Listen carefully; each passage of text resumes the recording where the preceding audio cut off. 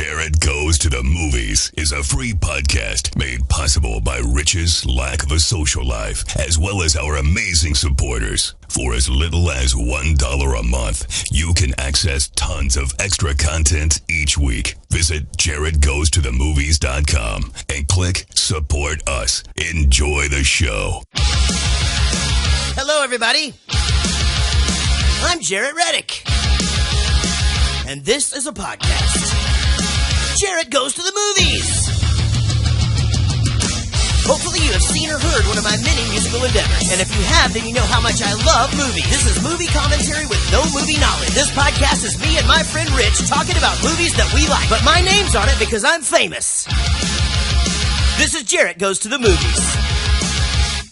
Still. Okay, we're starting now. Then put your little hand in mine. There ain't no hill or mountain we can't climb.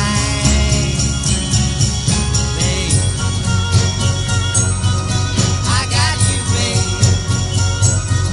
I got you, babe. I saw Cher one time. I had just gone to dinner with my parents. I had moved down here, I guess 2 or 3 years before. My parents used to come and take me to dinner at like some nice place that I, still probably can't afford, but fucking probably go there every once in a while just to try to show my wife that I still got some fucking clout. And so we walked across the street from this restaurant, Trulux.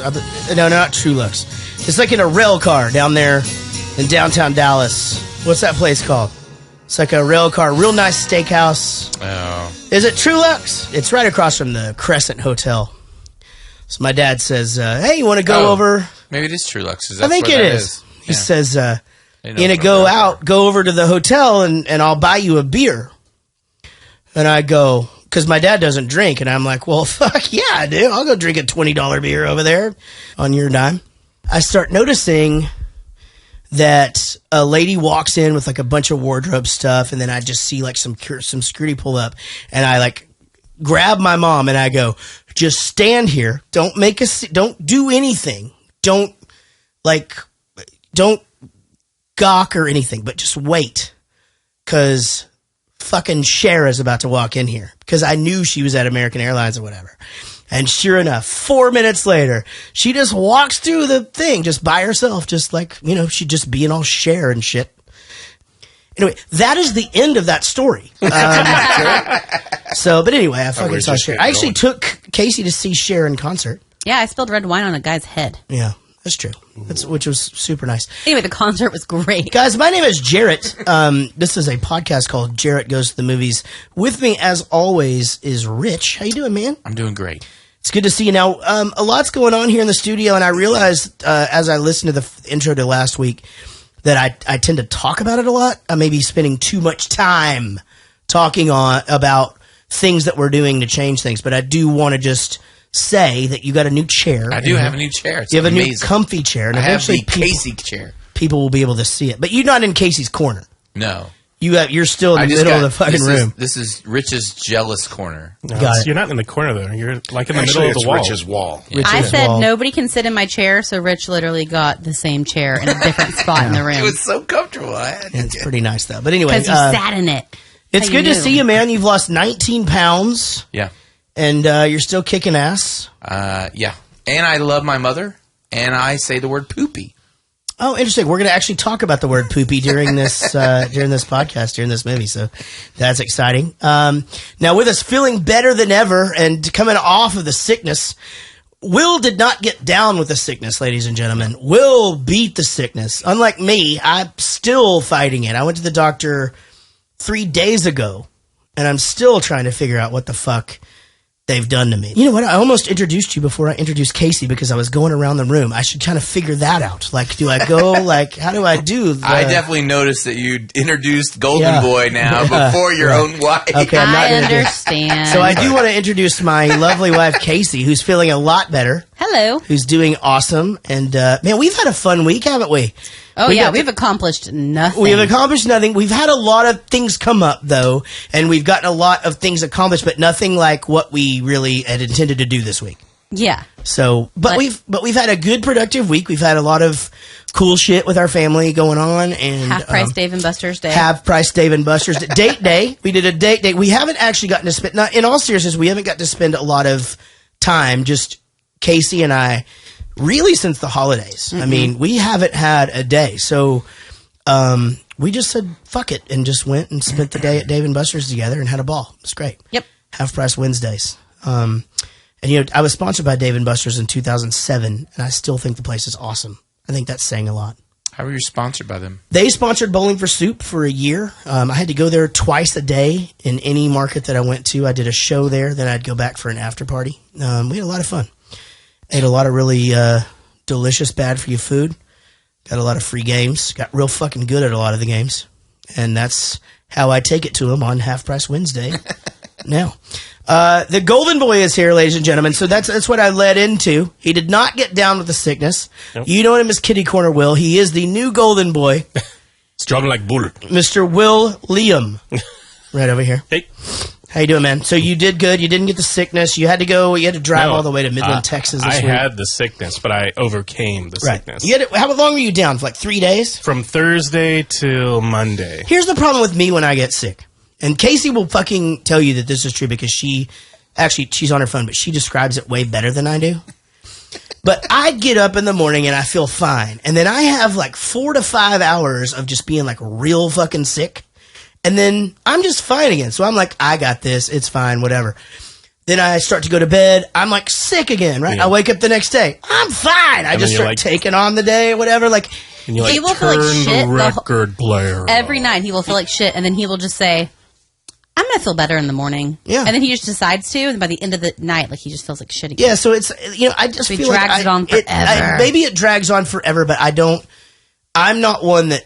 It's not easy to get me to just take a day and just be... Or go to the doctor, or take medicine. Yeah, any of that shit, really. So anyway, I do want to thank all of our listeners. I do want to let you guys know that...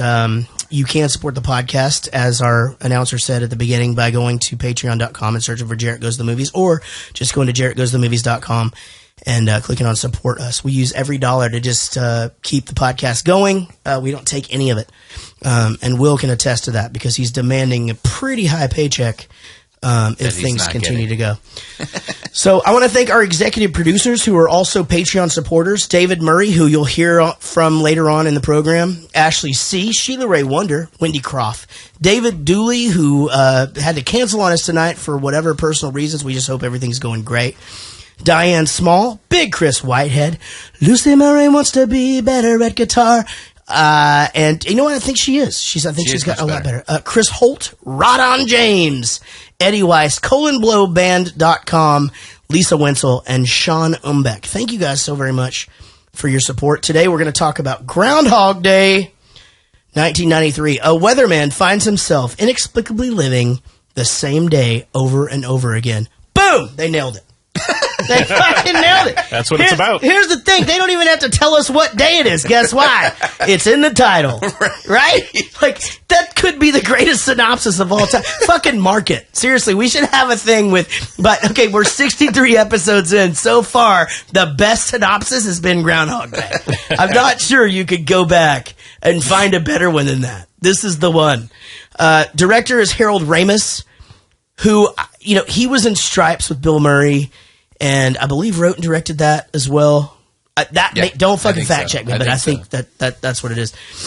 And I remember just thinking, like, he played that nerdy sidekick guy so well that as a kid, I think I saw that movie for the first time in 5th grade. Like, I didn't even find him likable. But it's not until, like, the Ghostbusters years where you discover the genius, because he's essentially the guy who has to hit the ball up so the other guy can spike it. He's the guy behind the guy. Yeah, exactly. Which is the harder role to play, really. I mean, if you just have the timing and the fucking facial expressions and the comedy, it's just, you just need that dude to just set it up for you. And Harold Ramis has always been great at doing that. That was a swinger. Rich, I've always seen you as like a guy in front of a guy. Yeah, that's true. That was a swingers reference, by the way.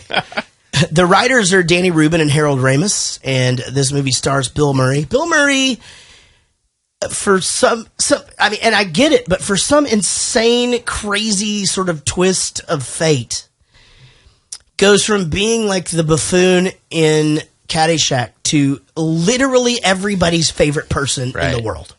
People fucking love this guy. Yeah. And I think it was that zombie movie, really. Zombie. Oh yeah, he was in Zombieland, and there was a big turn. I really feel like it was that and Lost in Translation. That he does like social stunts, Yeah. and that's why like I think my generation thinks he's the most hilarious human in the world. He just shows up because he just shows up to shit. He'll just show up at your fucking college party. He'll just be in the middle of a game of like volleyball with you for no reason. He's just passing by, like he just does funny stuff. What's the golf tournament? Byron. Not the Byron. Well, but he came to the Byron. But you're right. He does do celebrity golf. Yeah, he does a celebrity golf tournament. Bob Hope or something. Yeah, and he's so awesome with the fans. Like he goes out there and he does shtick with the fans or whatever. So my friend Danny Weaver, who owns the Aardvark and Slim's Barbecue, coming soon to the Fort Worth University TCU area. He ran into him with his kids, and you know they were getting him to sign a Caddyshack hat or something.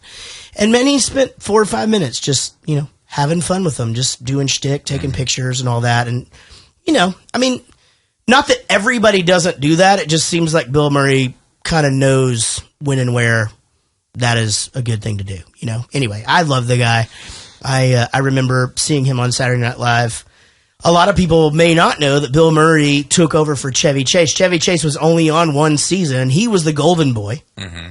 And when he left, they brought Bill Murray in, and he pretty much was supposed to take over the show, and it ended up being definitely more his show than anybody else's, but they did create one of the greatest ensembles in comedy history. Sure. So, fantastic there. Andy McDowell, what is this accent? Where is she from? South Carolina. South Carolina, yeah. I'll take it. I don't even care that she didn't even try to get past it. Well, she asked the director if she could keep her natural accent for the movie. And I think that was a genius move.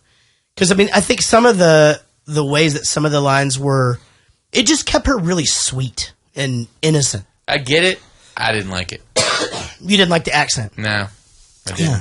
Interesting. I love accents, and even Southern accents. I love. But Southern, coming off of a thing like Steel Magnolias, where they were all like super forced and real fake. Yeah, hers was subtle and natural. Yeah, exactly. I don't disagree. I don't know. I just didn't find it attractive. I don't think you found her attractive. I should though. Ooh. Yeah, you should for sure. Right. She's like a porcelain doll. I mean, she's just kind of got that facially and hair wise. It's all there. Yeah. Yeah.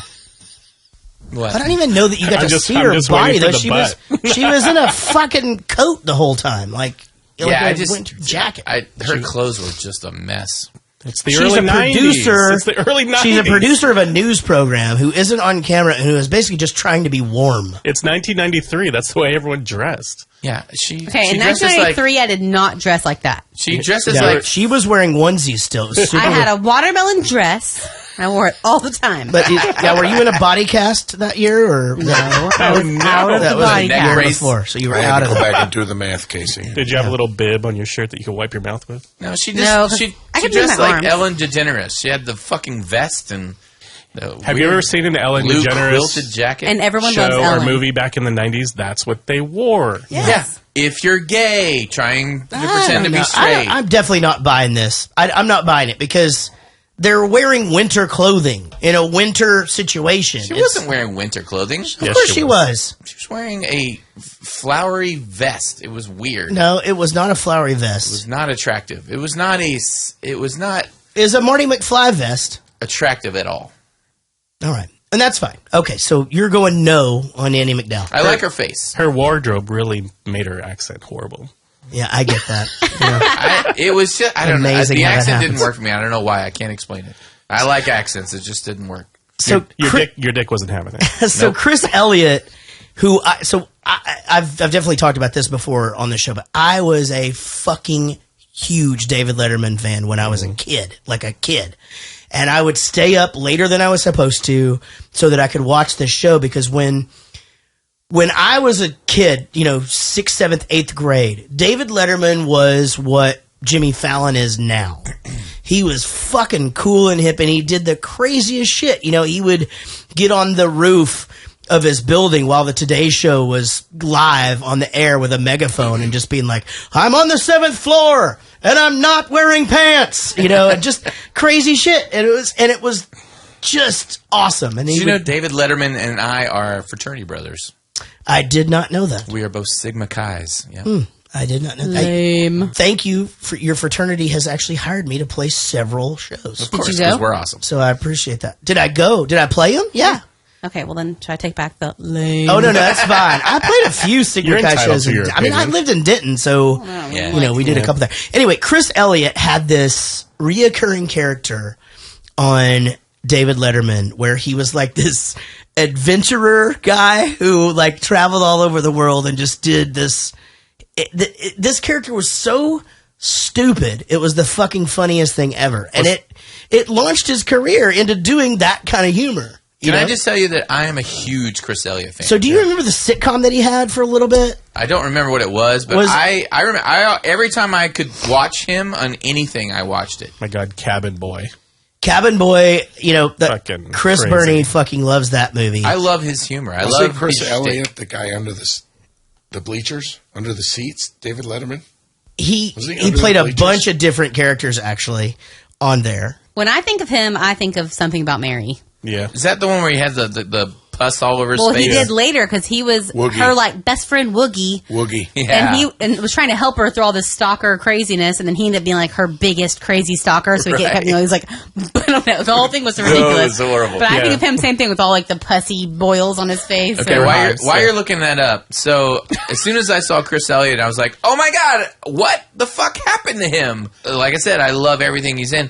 And so I went Googling him, and I was like, holy shit, he's still working. He's in a TV show. I guess it's a Canadian TV show. It's called Schitt's Creek, and it's spelled SCHITT apostrophe S Creek. But it's on Amazon, so if you're an Amazon Prime member, you can get this show for free. The first 2 seasons, and I think they just started their 3rd season. But it's hilarious. It's got good. Eugene Levy and Catherine O'Hare in it from all of the like Best in Show, all those kind of things. But it's hilarious. So they're basically the thing is they're billionaires. Someone embezzles all their money, so they lose everything. But apparently, he bought a town as a joke, and it's called Schitt's Creek. And he bought a town as a joke for his friends, so that's like their only asset. So they go and live there in this hick town, and Chris Elliott is the mayor, and he's this hick. If my generation knew Chris Elliott for anything else in the world, it's from the Scary movies.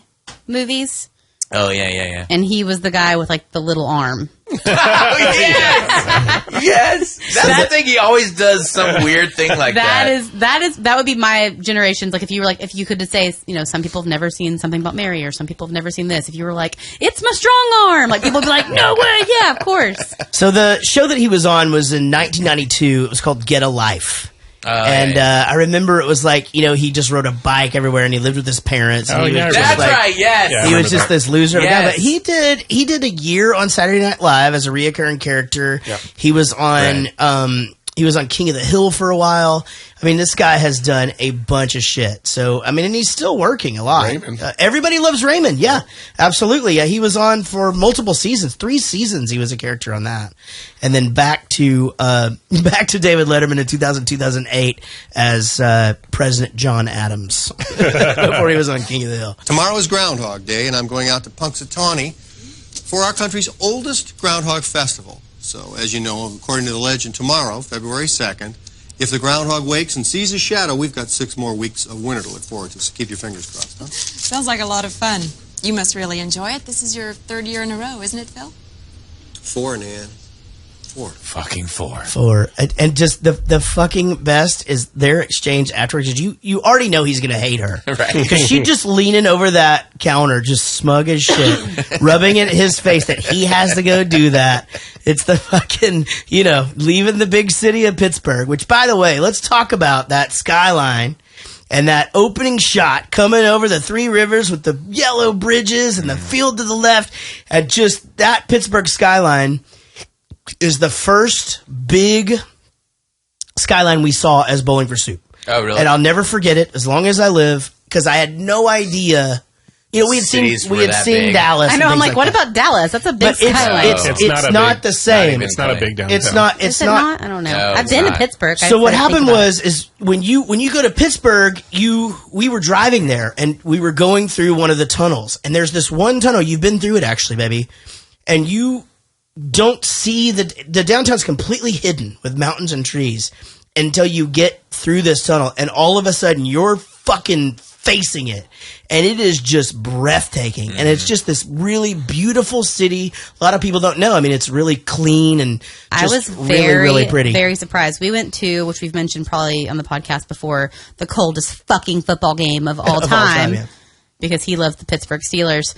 And I mean, just based on, I guess, just ignorance, I expected this to just be a very industrial town. I expected everything to be kind of dull. Well, it used to be. You know, well, yeah, but like still, and it was beautiful. It was so much fun, and the city was really gorgeous. People are awesome. And the football is really fucking cold. Is it Philadelphia that's the shitty city? Philadelphia there. I'm just kidding. We went to this restaurant that's like up on this mountain, like with our friend Dave, that is the scariest driver in the world, who I think listens to this. Well, his wife is a producer, so we'll just give Dave Winsel a shout out. Yeah. Oh my gosh. Is that Robo Dave? I'm sure she's just as terrified as his Maybe he driving. wasn't as scary as like going around a mountain is, but like he will totally like be making eye contact with you in the back seat while he's driving around a mountain. He does the Lloyd Christmas thing where he's like talking to you, and he's got his arm on the seat, and he's going back. Okay, yeah, we used to live up here. Oh no. Then you're like, turn around. No, he's the fucking best. But yeah, it was terrifying just being on the mountain anyway. And there's like this beautiful restaurant up there that's like had this like big glass window, and you can just see the whole city, and it really is really pretty. I was very, very surprised. I would never have thought. Yeah, definitely. If you haven't seen that skyline in person, Bowling for Soup agrees it's one of our favorites, and we've now obviously seen. Oh, and then all. Jaret went back to a football game in like the warmer season, and I didn't get to go to that one. Yeah, that's true. That's She the whole did story. get to that one. It's just a beautiful place up there. I mean, here they take off in the van and they start to go, and it's just mountainous and trees and houses on these huge hills, and just a really, really. Because it's a very rural state. It's just got those two big cities. It's right? a big fucking state, like real big, and like for up there, it's real spread out, right? Like, so yeah, everything is real concentrated. I mean, there's other cities, but there's Lancaster, and there's cities that have population, but obviously the two big ones are Pittsburgh, and Philadelphia is actually quite a bit bigger than Pittsburgh.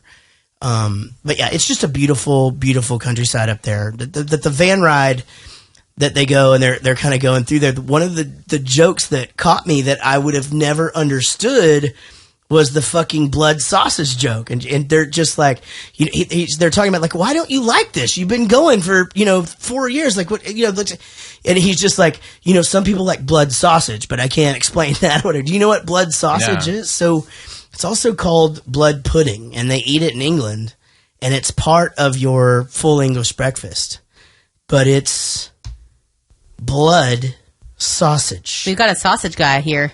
And can you explain to us what it is, actually? Not really. It's gross. I mean, they make good sausage. They don't make shitty sausage. Yeah, you guys make good shit. Blood sausages are sausages filled with blood that are cooked or dried and mixed with filler until they are thick enough to solidify when cooled. What? Variants are found worldwide. Pig, cattle, sheep, duck, and goat blood can be used. It sounds like you're saying the sausage is nothing but blood. Well, the blood will congeal into like a gelatin. There's no meat. Well, so they can throw in meat, fat, bread, cornmeal, onions, chestnuts, barley. It's a hot dog. That could be. God damn it. But they also can call it blood pudding, and it's a No, the difference between that and a hot dog is hot dog has bone and snout and beaks and anus. assholes. That's what my mom used to always say. So that would be lips and assholes. That would be That's from the Uncle Ruben Butt. Tutor. Here's the thing about fucking hot whole dogs. They're goddamn delicious. I don't know how you do it. I mean, it's like anything. I've said this my whole life. I fucking swear to God.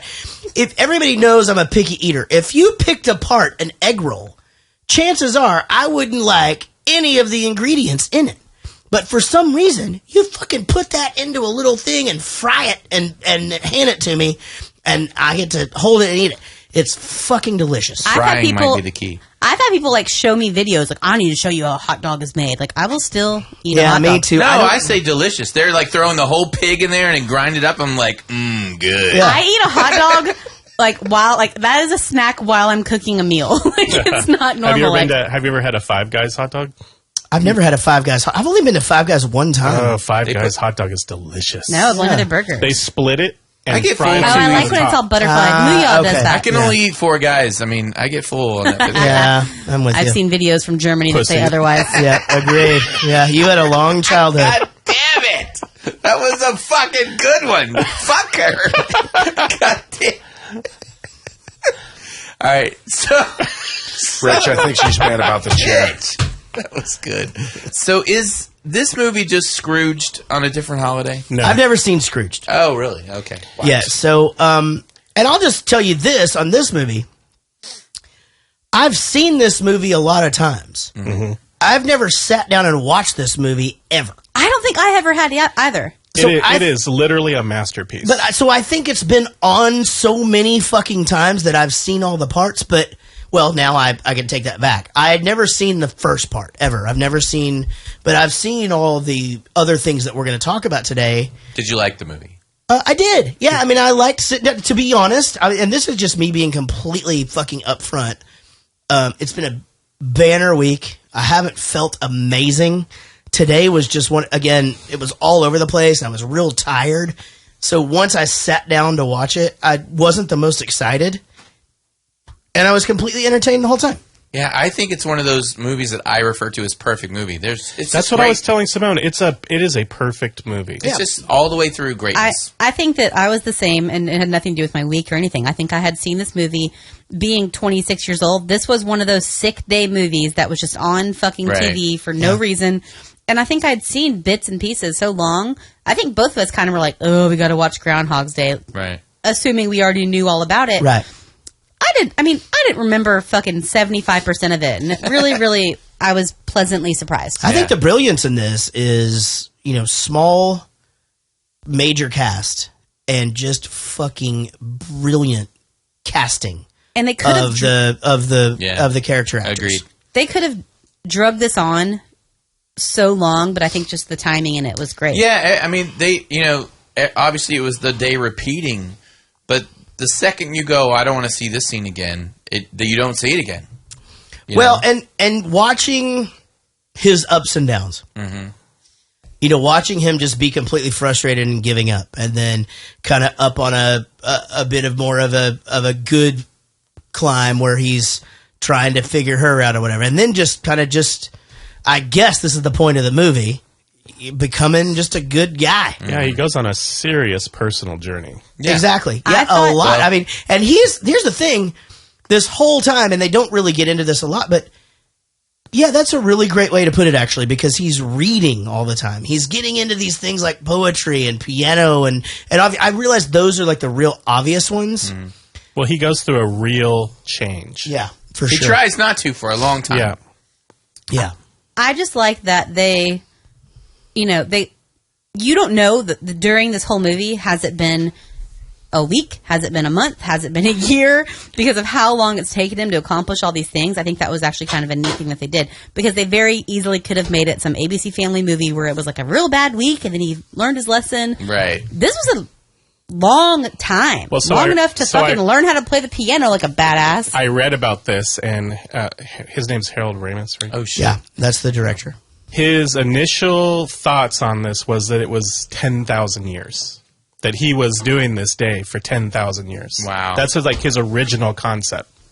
But he said in an interview that he guesses it's more like 10 years. Like he did this day for 10 years. Right. I would say easily 10 years. Yeah. Yeah, once you get to the point where you're, killing yourself every other day.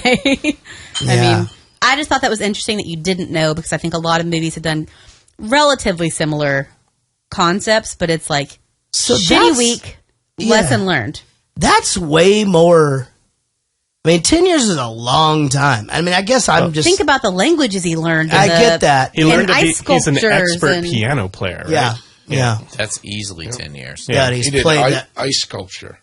Yeah. Yeah, he learned how to ice sculpture. He learned how to, Speak Italian and He got Rita all the way up into his bed. Oh, yeah, he worked on that. 10 years it took. Yeah. But how weird to learn to do. I mean, that's the whole point of the movie. But he did 10 years in one of her days. That's just crazy.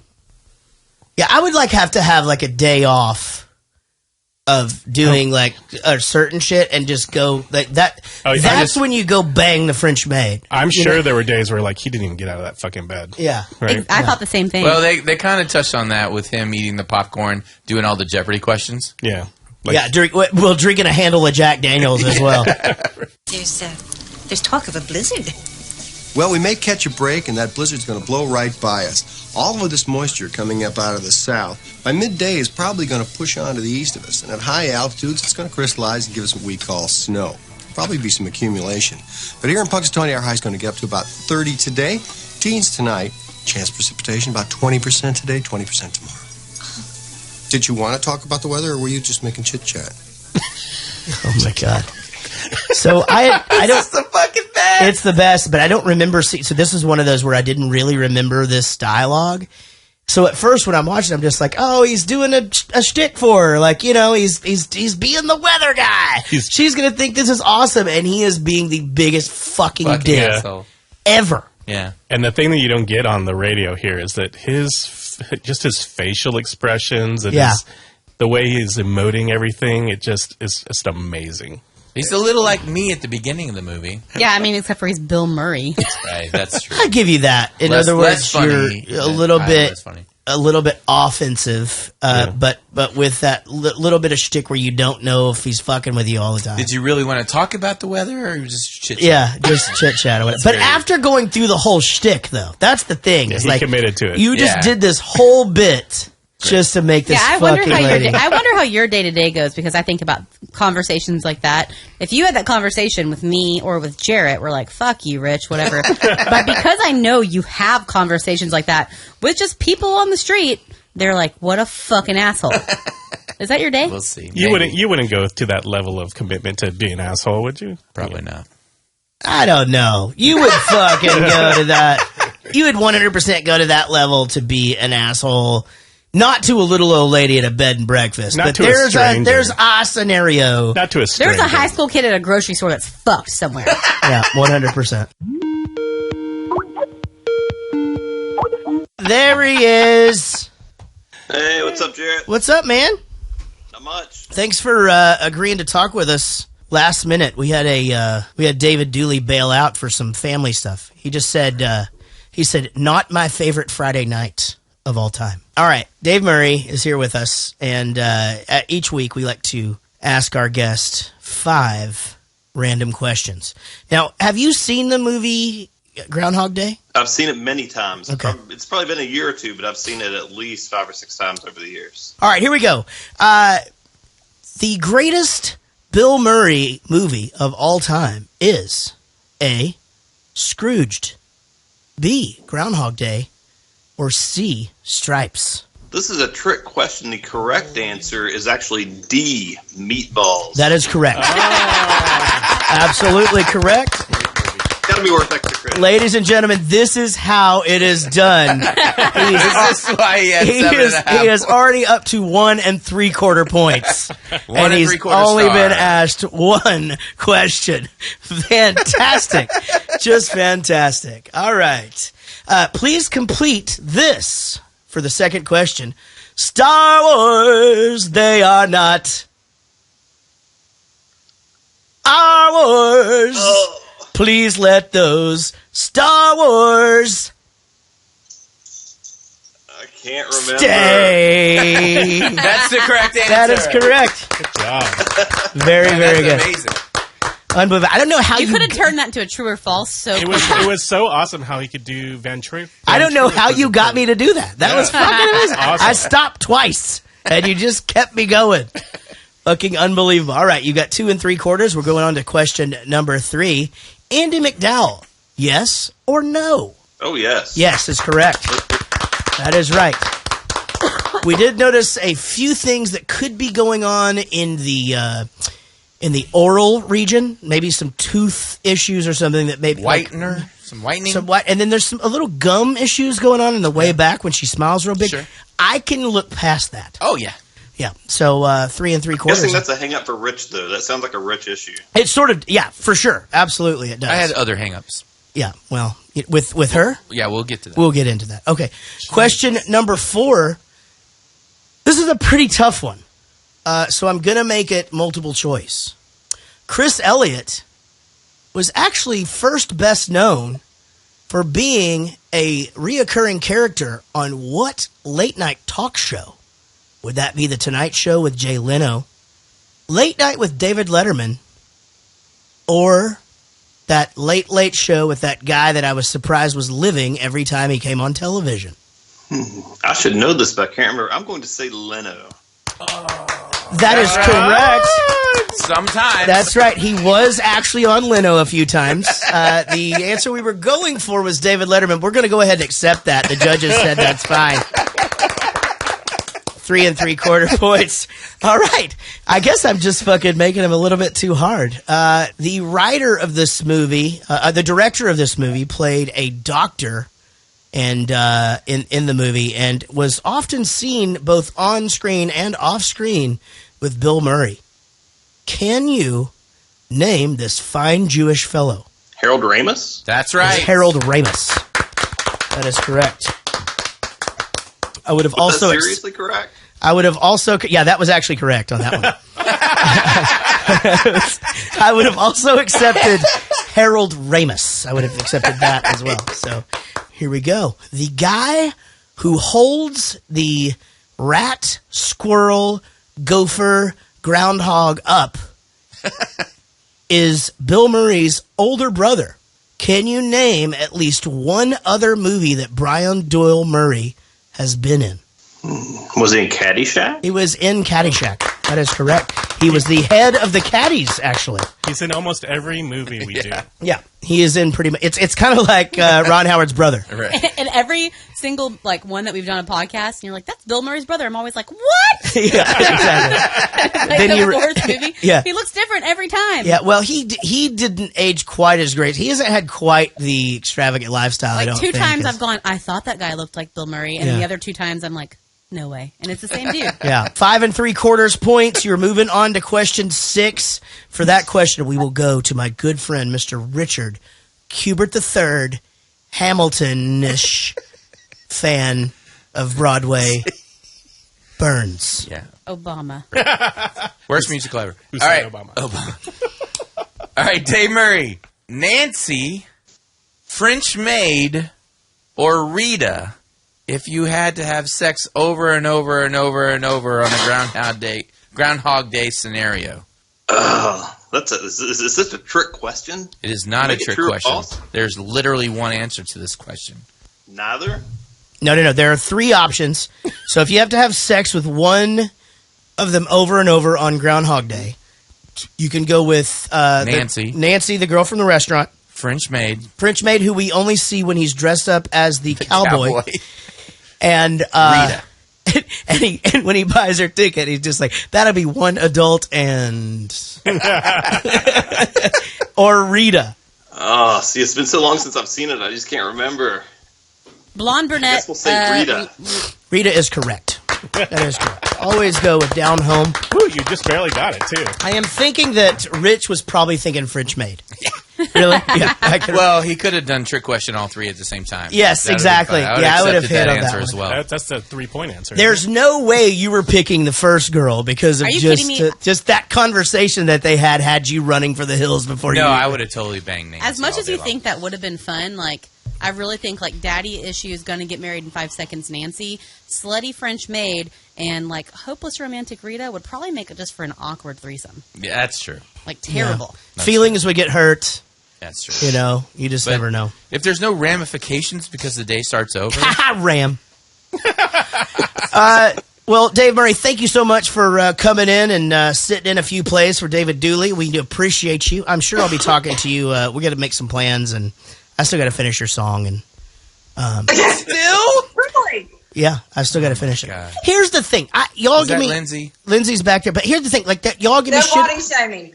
Y'all give me Thank you, Lindsay. y'all give me shit about it, but here's the thing. Me and Dave and Lindsay have become a lot closer friends because I didn't just shit the song out. And I think that says a lot. Thank you again for sitting in, and I'll be talking to you soon, dude. Yeah, soun's great. All right, You guys man. have a good night. Y'all be guys. good. Bye. Phil? Hey, Phil? Phil Connors? Phil Connors, I thought that was you. How you doing? Thanks for watching. Hey. Now, don't you tell me you don't remember me, because I sure as heck fire remember you. Not a chance. Ned! Ryerson!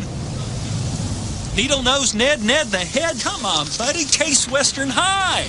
Ned Ryerson. I did the whistling belly button trick at the high school talent show. Bing! How amazing is this character? Yeah. I mean, he is... This is the scene that I think of when I think of this movie. Yeah. This scene right here. Same. And the thing is that this is the scene where I think there's 2 or 3 things that are in my vocabulary that are from this, but I haven't seen this movie enough to borrow shit from it. Both, am I right or am I right? Or am I right? Or am I right? Yeah. I mean, that's a thing. And then there's the, watch that first step. It is a doozy. Same thing. I mean, like, I say both those. I mean, am I right or am I right? Or am I right? Or am I right? I mean, that's fucking in my shit. But this Stephen Tobolowsky. He has a huge penis on Californication. Oh, I did not know that. Yes. So this dude is from Dallas. Oh, really? And his filmography is it's insanity. It Dude, literally he's one of those actors that is in everything. He's the principal from the Goldbergs. Yeah, I mean, he's in everything. Yeah. He's in everything. So they go to the Groundhog ceremony. They take the groundhog out of the little box thing, and they hold it up to the guy's ear like he's whispering what is going to... I thought they actually really wait to see if he comes out or not. No, they pull him out. No, not in this. They pull him out and they whisper in their ear. That's a thing? They do a whole little stupid thing. I know, but I thought it was an actual thing where they... Like one year, it bit him on the cheek. That did happen. Yeah, he fucking bit the shit out of him. It was like all over the news and stuff. Wouldn't it be weird if the only other person actually experiencing the same thing as Bill Murray this whole movie was the fucking groundhog? Yeah. Like they should make an alternate movie about that guy. All it is like him, the fucking little box opening up, that short scene being different and going back in. The groundhog. Well, thank God, because he dies in a fucking car accident. But then he doesn't. Yeah, but he wakes back up in the wooden box and he's like, fuck. Shit, I can do this again. Fine. You know, in the filming, Bill Murray got bit by the thing twice, like severely. Oh, really? That severe enough that he had to have a round of anti-rabies shots. Wow. Yeah, I guess when he was driving the truck. I thought the same thing. Like they bite the shit out of you. Yeah, and their teeth are they're little beavers. Yeah, they look like little fucking beavers. I mean, we have beavers in our ponds. Yes, exactly. But They I mean, scare the before fuck we out got of me. married, I used to hunt for beaver. And you're a beaver hunter? I Then he used turned to be. into a dick and caught one. Yeah. Yeah, yo. I'm trying to fucking go For with 1 it. to 6 months. Yeah, I'm trying to go with it there. I've never tried it before. I have a series of mean jokes that would hurt Jaret's feelings. I'm going to stop. Jesus Christ. Please We caught share her one. on a fucking banner night, man. It's got to be the wine. I love you, baby. Roadhouse. Hey, Commander, what's going on? There's nothing going on. We're closing the road. Big blizzard moving in. What blizzard? It's a couple of flakes. Don't you listen to the weather? We got a major storm here. I make the weather. Oh, this moisture coming up out of the Gulf is going to push out to the east and then Altuda. Pal, you got that moisture on your head. Now you can go back to Puxatawny, or you can go ahead and freeze to death. It's your choice. Have you guys ever driven in a really bad blizzard before? Yes. I have. Yeah.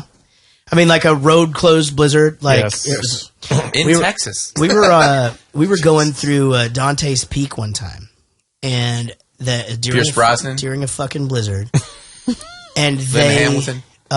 closed the road right after we got through. We were like the last car that went through. You did it. And we should not have been. Oh, Like, right. at one point, we were van and trailer back then, and our tour manager Howard was driving.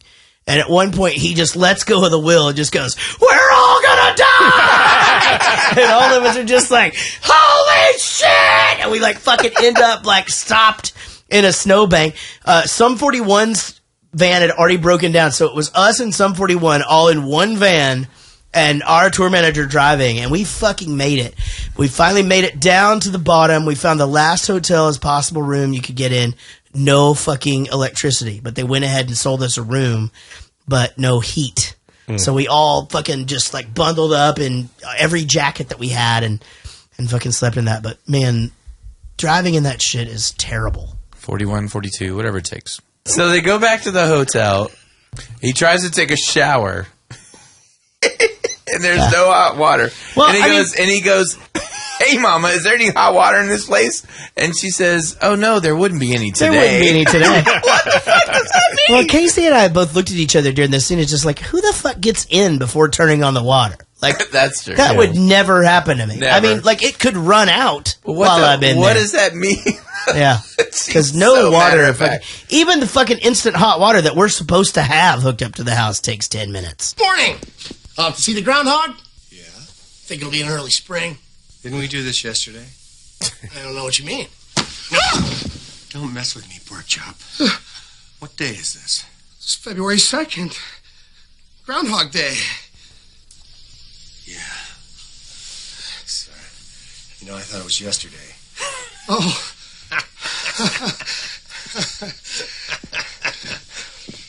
So I thought this was another one of his brothers because he kind of pops up. He looks like a couple of. It's not. It's not his brother. This is the guy that played like Uncle Buck on the TV show. And, right. I think he was in Herman's Head, that movie that was on he was Fox in for a bit. Yeah. So this guy, he pops up in a lot of shit, but he looks similar to one of Bill Murray's 9 fucking brothers that act. Have you ever walked up to a stranger and just talked to them like this? Like a human? No, I mean, I'm sorry. So you walk down the street, a total stranger walks by, and you are, "Hey, how's it going? The weather's great." And you talk like that? I did it fucking Wednesday. It depends on It depends on where you live. I've lived in places where you don't look at other people when you walk down the street, and I've lived in New York places City. And I've lived in places where if you don't say hi to someone walking down the street, you're an asshole. Wichita Falls. Yeah. Easy. Wednesday. Dave and Buster's date day. Half price games. All right. Fucking walk past this older dude. He's chilling on the machine that Casey likes. He's got a Kazoo shirt on from like a radio station that used to be the shit back in the day around here. And I just like walked up to him and I go, "Man, that shirt is awesome." Because in this day and age where KVIL just fucking died and that's been a station for 60 years and like just the edge is gone and you know all of these institution radio stations are just a dying breed. It was cool to just see this dude. So I walked up, and I don't like to fucking talk to anyone. That's what surprised me. Yeah. If Casey wasn't on her phone right now, she would 100% be chatting. I'm listening. And because I don't talk to people. I don't even like to order. Like I don't like it. I don't like I talk to everybody. She talks to everybody. That's her job. Anyway, I just walked up to the guy. I just started a conversation about it. So then he goes, "Well, I bet you're really going to like this." And he puts on his Dallas Cowboys jacket with all of their patches and all of the Super Bowls they won. And I go, "Yeah, I mean, I'm a Steelers fan, but I mean, it's a cool jacket." You know, like, see you later. Move along. Well, I've worked in the same place for 8 years now. And I walk around to go to lunch. I walk around this little square to get to the place. I actually go around the square and come back to almost where I started to go to lunch. Fishing. But I like to get the extra walk in. Yeah. So, but when I walk in I walk the same day. I mean, Monday through Friday, the same exact time. I go through the same place. I see the same people that I've seen for 8 years straight. We never talk to each other. So you're literally in a Groundhog Day loop, and you don't ever talk to anyone. And I don't ever talk to Well, anyone. interestingly enough, but I would like to, and every time I do, I think about, man, I really would like to know his name so that I can go, "Hey, Bob, what's going on? Why don't you? How are the kids?" I don't know, because I feel like they don't want to talk to me. And so I would just be bothering them by stopping and go, "Hey, what's your name? I see you here every day." You know, I think walking up and just being like, "This is kind of stupid. I see you every day for 8 years. I haven't fucking talked to anybody in 2.5 hours. Like, I'm going to start saying hi to you when I walk up." I bet if you said that to that dude, it would just be like, he'd be like, "Holy shit, I see you walk by all the time." But would you do that? Would I do it? After 8 years? Yeah. For sure. I'm not. listen, I can't fucking go through these scenarios or whatever where I don't. I mean, I would at least start saying hi or what's going on or that kind of thing. Like, I can't walk past a guy. If I'm in a hotel for 3 days and I see the same guy working the counter, I'm eventually fucking having a conversation with the guy. Oh, I make friends with everybody. I mean, I've got like favorite cashiers, favorite Starbucks guy, favorite corner bakery guy. I mean, it takes me a bit. I mean, the lady at Chipotle knows me from my order, so I like say something friendly to her all the time. And then there's a guy that's one office over that I see on the way to the bathroom like 4 But I'll times ask questions. I'm like, how you doing? Any holiday plans? But I don't know their names. I don't know anything about them. I just say, hey, what's up? Hey, what's Definitely up? don't start trying to get to know them in the bathroom. Yeah, that's Unless you're a girl. You don't see people in the Girls store? make the best of friends in the bathroom. Make a conversation? No. Oh, I bang my card into them. yeah, trying to. Sorry. Yeah. Oh, how's it going? By the way, If they drop something, I'm like, but only if they're hot, run, right? Run. Girls only make friends in the bathroom. If everybody Which bathroom? was as nice to everybody as drunk girls are in bar bathrooms, like the world would be so happy. It is basically equal how many people start conversations with me in the bathroom or post on social media that they saw me in the bathroom and thought it better to talk to me and didn't fucking talk to me. But it's like, that's the thing. It's like people see me in restrooms, I guess, all the time. Apparently I go there a lot. And they're just, I just saw Jaret from Bowling for Soup in the bathroom and I didn't say anything because I thought, man, that'd be fucking weird. You know, but there's other people that just don't give one single fuck. Girls talk, though. We talk in their the bathroom. intuition is probably correct. Yeah, but, I mean, but there's people, okay. Girls talk, like, within stalls in the bathroom. you guys are fucking You're talkers. sitting inside a little room next to other people in little rooms and you're not looking at each other. Well, but girls do. Girls will Until talk one of them's and like everything. puking at 2 a.m. and Well, I'm saying it's easier to the talk stall to is somebody open. next to you that you're not watching piss over your shoulder. You know what I mean? Yeah, we're not doing yeah. that at the urinal. Yeah. It's It against, does. That's against etiquette. Like what did you call it the other day? Like the little pee fright or whatever? Yeah. Oh. So if you talk to me, you break my shit. Yeah. So then my whole Pee shy. game is off. Shy bladder. Yeah. You know what, Rich? I guarantee you that if one of those people you see every day, you just say, "Hey, you know what? I see you every day. My name's Rich. What's your name? Yeah. Hey, you know, Not good to even see that, you." Rich. Don't you just say, You'll- hey, what's up? You'll say, "Hey," and they'll say, "Hey," back to you, and it's cool, and it's just something that adds a little bit of nice to your day. Yep. I Well, agree. if it's a guy, they'll think I'm gay, and I'm hitting on them. If it's a girl, they'll definitely think I'm hitting on them, and it'll just be fucking awkward. You know what? Don't flatter yourself, dude. I'm not going to do it. Would you like some coffee? Yes, please. I think I'll have a double. I hope you enjoy the festivities. There's talk of a blizzard. Do you ever have deja vu, Mrs. Lancaster? I don't think so, but I could check with the kitchen. No, that's okay. Thank you. I didn't pick up on my favorite kind of jokes. That's the best. yeah, and so that's the thing is like what I thought I was in for at that point was just like a bunch of these Bill Murray one-liners or whatever like Right. that. So you say they're your favorite kind of jokes, but and not to this is an honest question. I don't want to make it a thing, but how is Chris Knight from Real Genius not that kind of joke every fucking thing that he says? No, I thought all the jokes were good. I just thought everything that wasn't the joke wasn't good. Okay, because are you Chris Knight? I hope so. I'm wearing his underwear. No, that It was is genius. fucking genius. Yes, it was all the other stuff around it. It was literally Real Genius. Like, okay, so like this movie has tons of those kind of one-liners in it, but the rest of the story, plot, acting was just perfect. Right. Can I say one Bill Murray criticism in this? Sure, you can say anything you want. I feel like from the beginning until about the middle of this movie, he wasn't Bill Murray. He was making like Uncle Joey jokes. Do you know what I mean? Like from Full House. Yeah. His humor just didn't sound like him. Like the way he was delivering. He was like, trying to be a expected him dick. to He be wasn't like, trying to cut be- it out. Like He I just wasn't trying to be lovable. He wasn't was trying to be. But just the way he delivered his lines didn't sound like him. It wasn't Stripes Bill Murray. So it was something Because weird. Stripes Bill Murray is lovable. You cannot not like him. But this he was is- trying to be a dick. But this was actually, just the delivery. to combine your complaint and your answer back, he was trying to be a dick, but he was also cheesy weather guy. You know, I mean, like That's he's what I'm the saying. fucking weatherman. I that picked was up on phoning like it in. Yeah.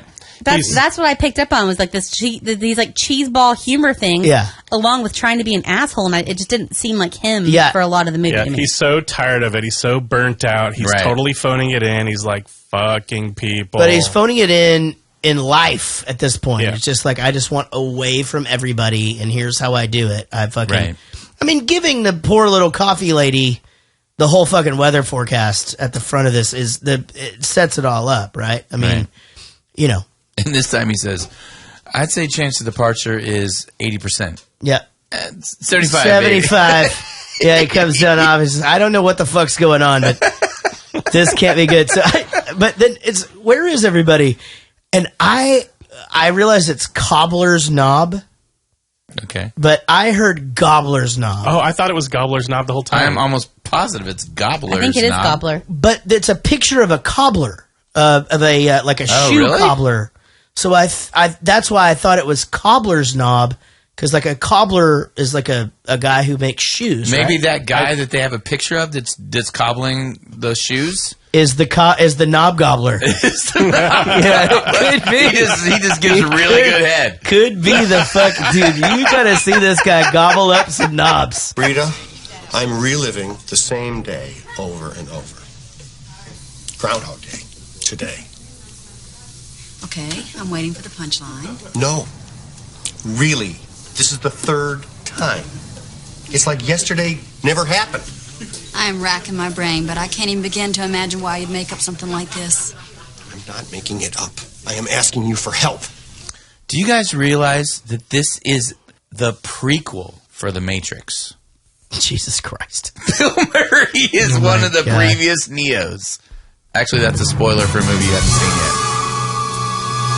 All right? The deja vu happening over again. It's the fucking Matrix. I just thought he was one of his... So is Paxitani is Zion? Exactly. Oh, fuck. Jesus Christ. Nerd alert! I need a new nerd alert bit. I just blew everyone's mind. Yeah, Nerd Bomber. My old tour manager, Sean Bailey, says Nerd Bomber the best in the world. I should just get him to call and say it in my phone. So when you two connect, it can just be like, Nerd Bomber! Be great. So one of my favorite lines of the movie happens just before this, where he's on the phone, and I guess it's during the time. Oh no, I guess he's in his room, still trying to figure it out. He's on the phone with the phone company, whatever. But I just love what if there's no tomorrow? Well, there wasn't one today, you know. And it's like, that's just one of those lines where it's like, okay, let me think about that for a second. Okay, there wasn't a tomorrow today. You know, your head just explodes. That's it. So Gus stands up. Mm-hmm. They're the ones that clap during the when the guy drops the dishes. So this actor, Rick Dockerman, is he dead? But everything he's in is hilarious. But you guys hear me talk about the movie The Burbs all the time. Yes, I remember that he was in that movie. And he was in it. And so he has my favorite line of all motion pictures, which is, I want to kill everyone. Satan is good. Satan is your pal. But the way that just everything that this guy says to me is so funny. So like, we do the bowling alley here, and he's drinking coffee. He takes the guys out, and I fucking love, do you want to throw up out here or in the car? And the guy just goes, both. And he like shoves him in the car, and then a police chase or whatever, right? And the police chase ends with the wreck or whatever, and the guys don't even draw their guns. They just walk up to the car. He just like, let me handle this. We'll have 2 cheeseburgers. Yes. And a couple of, I want to do that. And then I want to do that. The comedy goes back to like the very first thing that guy had said when he got in the car was, and an order of flapjacks. I will say though, if Bill Murray just was fucking crazy or something crazy was going on, it would be kind of a dick move to take 2 other dudes on your like ride directly towards a moving train. That is true. You know, or like take a helpless fucking groundhog so off a cliff. One of the things that I thought about during this movie was exactly that. I thought about the implications of what if he woke up and that was the last day? Right. Yeah. Or if they're not living the same day over and over. But here's the thing. Well, they aren't. But sometimes he dies in the fucking morning, and they're left there to deal with the rest of that day. I mean, that's bad. Yeah, I mean, if you subscribe to the multiverse theory where every decision splits off into its own, if you're like, should I pick up the phone or should I put the phone down? Both of those decisions have their own universe split where it goes off in its own future. If you subscribe to that, then everything he does is going to happen. It just, for him, it starts over. Everyone else lives out. It just keeps layering and layering and layering. Not layering, but splitting and splitting and splitting. So that they go off and they live the decisions that he made that day, and then he starts over and does another thing, and then they live the decisions that they made that day. So, literally, he is a god creating the universe. Exactly. He's not the god. He's a god. He's a god. Yes. Kind of like a Marty McFly. Yeah. Nothing like Marty McFly. Because Marty McFly basically just, his thing just happened in the middle of it. It's like, oh, my picture's disappearing. His is a my hand is going invisible. You hated that. His is a butterfly effect. But You wrong, hated because that. everything he did, it split it off, and then he was there. No, it didn't split off. It happened everything changed in real time. In real time in the middle. That was like the worst part about that movie, like which I love. Yeah, but it was ridiculous. Yeah, Back to the Future is not realistic at all. No. It is yeah, not. like his mom trying to sleep with him would have been, if he had, like he would never have been born. I mean, I would have But slept because with her, but she didn't, it was just not my uncomfortable mom, for the but rest of his life after going back to the future. Not your mom. Oh. Now, if he had slept with her, then that could be where Sloth from Goonies came from. Sloth. So, I mean, that's just tying a couple of things together, and that'd be about right, timing-wise, right? What's your name? Nancy Taylor. And you are? What high school did you go to? What? High school. Lincoln in Pittsburgh. Who are you? Who was your 12th grade English teacher? Are you kidding? No. In 12th grade, your English teacher was... Mrs. Walsh. Mrs. Walsh, yeah. Nancy. Lincoln. Walsh. Okay, thanks very much. See you later. Dude, genius. Yeah. Fucking, as soon as he started doing this, I'm like, I know you're doing it. It's amazing. I used to do this to people all the time. He's his own and I didn't know wingman. any of their information. You would just go, dude, at like a bar, and they'd go, do I know you? And I'd be like, dude, fucking 7th grade English. And they were like, no way, yeah, man. because nobody ever wants to be the guys like, hey, okay, so this is my life. My life is this. I had the worst thing you can fucking say to me is this sentence. Do you remember me? Do you remember me? Or you don't remember me, do you? Because if you set me up with, do you remember me? I can go, you look familiar. Here's the thing. People think I'm being a dick because I'm fucking famous as shit. I'm not. I just don't remember anybody. Ever. Like, I mean, I swear to God. Like, I remember everything. I do remember everything. I just don't remember everybody all the time unless I'm invested in it or whatever. So, like, it's like... there's been times that we've, like, been out and, like, I will see an eye contact approach and him look panicked and I'm like... We met him at Chili's like 3 months ago. That's where I was heading. Right. That's where I was heading with. Dude, how's Chili's? Yeah. So like one time a guy like gave me his fucking shirt at a show, and I had it in my car forever. And I kept thinking, when the fuck did I get this? And it wasn't. And I was playing, so I wasn't super hammered. It wasn't like that kind of thing. But I just couldn't remember quite like how I put it or who it was and why I had this shirt. And one night the guy just walks up to me, and Casey's just like, that's the guy you got a shirt. And it's like, you should just give him back his shirt. Like, just grow out and I went out the car and I brought it back and he goes, I can't fucking believe you still have the shirt. And I'm like, thanks, babe. I love you. Like, it's too much. No, but the 7th grade English line, like, I actually think I got a couple dates off of that. Nice. Like, if there's not an opener, because, like, as a girl, like, boys complain all the time about it being hard to meet women and, like, what do you say? But, like, for a girl to just, like, want to meet a boy is way harder. No, it's not.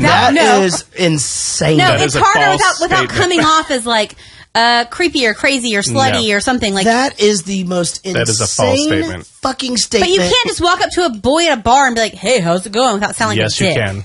You Woman can, privilege. and you But can also... no, but they think your ulterior motive is, like, sexual, which it's not.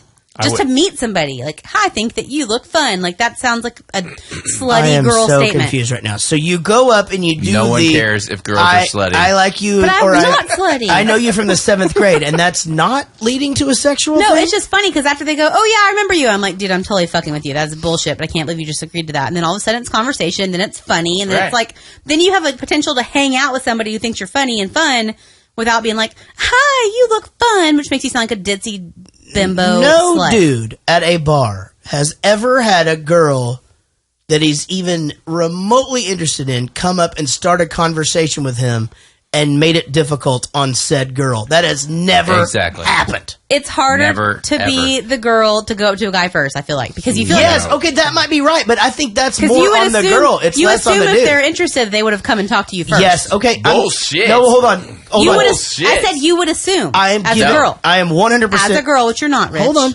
I'm 100% giving you this. You're exactly right. Because and here's the thing also. If I make a joke and he thinks it's funny and like end of story, I can tell if there's nothing there and you can just move on. Right. But like you can tell somebody's like, oh, you're talking to me, then we can have a conversation. But if somebody doesn't approach you first, you assume they're not interested. As Well, like a girls young are person. fucking stupid. This is an easy argument to test. Have you ever gone up to a guy at a bar and they just shut you down? Because that happens to us constantly. Exactly. No, because like I think that I would have a better read on it. It's, No. not, it's not something you do often, I don't think, or You I go up would to do talk often. to a girl, and they literally just turn around. Yeah. Girls don't want to be harassed by guys, but they want guys to come up to them and be a man And about give- it. So we don't win. There's no winning. You know, for a us. perfect example for No, that there is is in Trump's my world. friend that I have. Soon. She We will is win the soon. man-eater, shut-it-down girl who's always had a boyfriend or a husband or something. Right. So we would have like a large group of girls that would be like, let's go have after-work drinks, right? She'd shut down all your So men. one guy, well, I mean, I Potential generally was in a different situation, but somebody would walk up and go, hi, how are y'all doing tonight? And she'd be like, boyfriend, bye. And then they'd leave and somebody would be like, hey, dude, like, I would have talked to him. You know?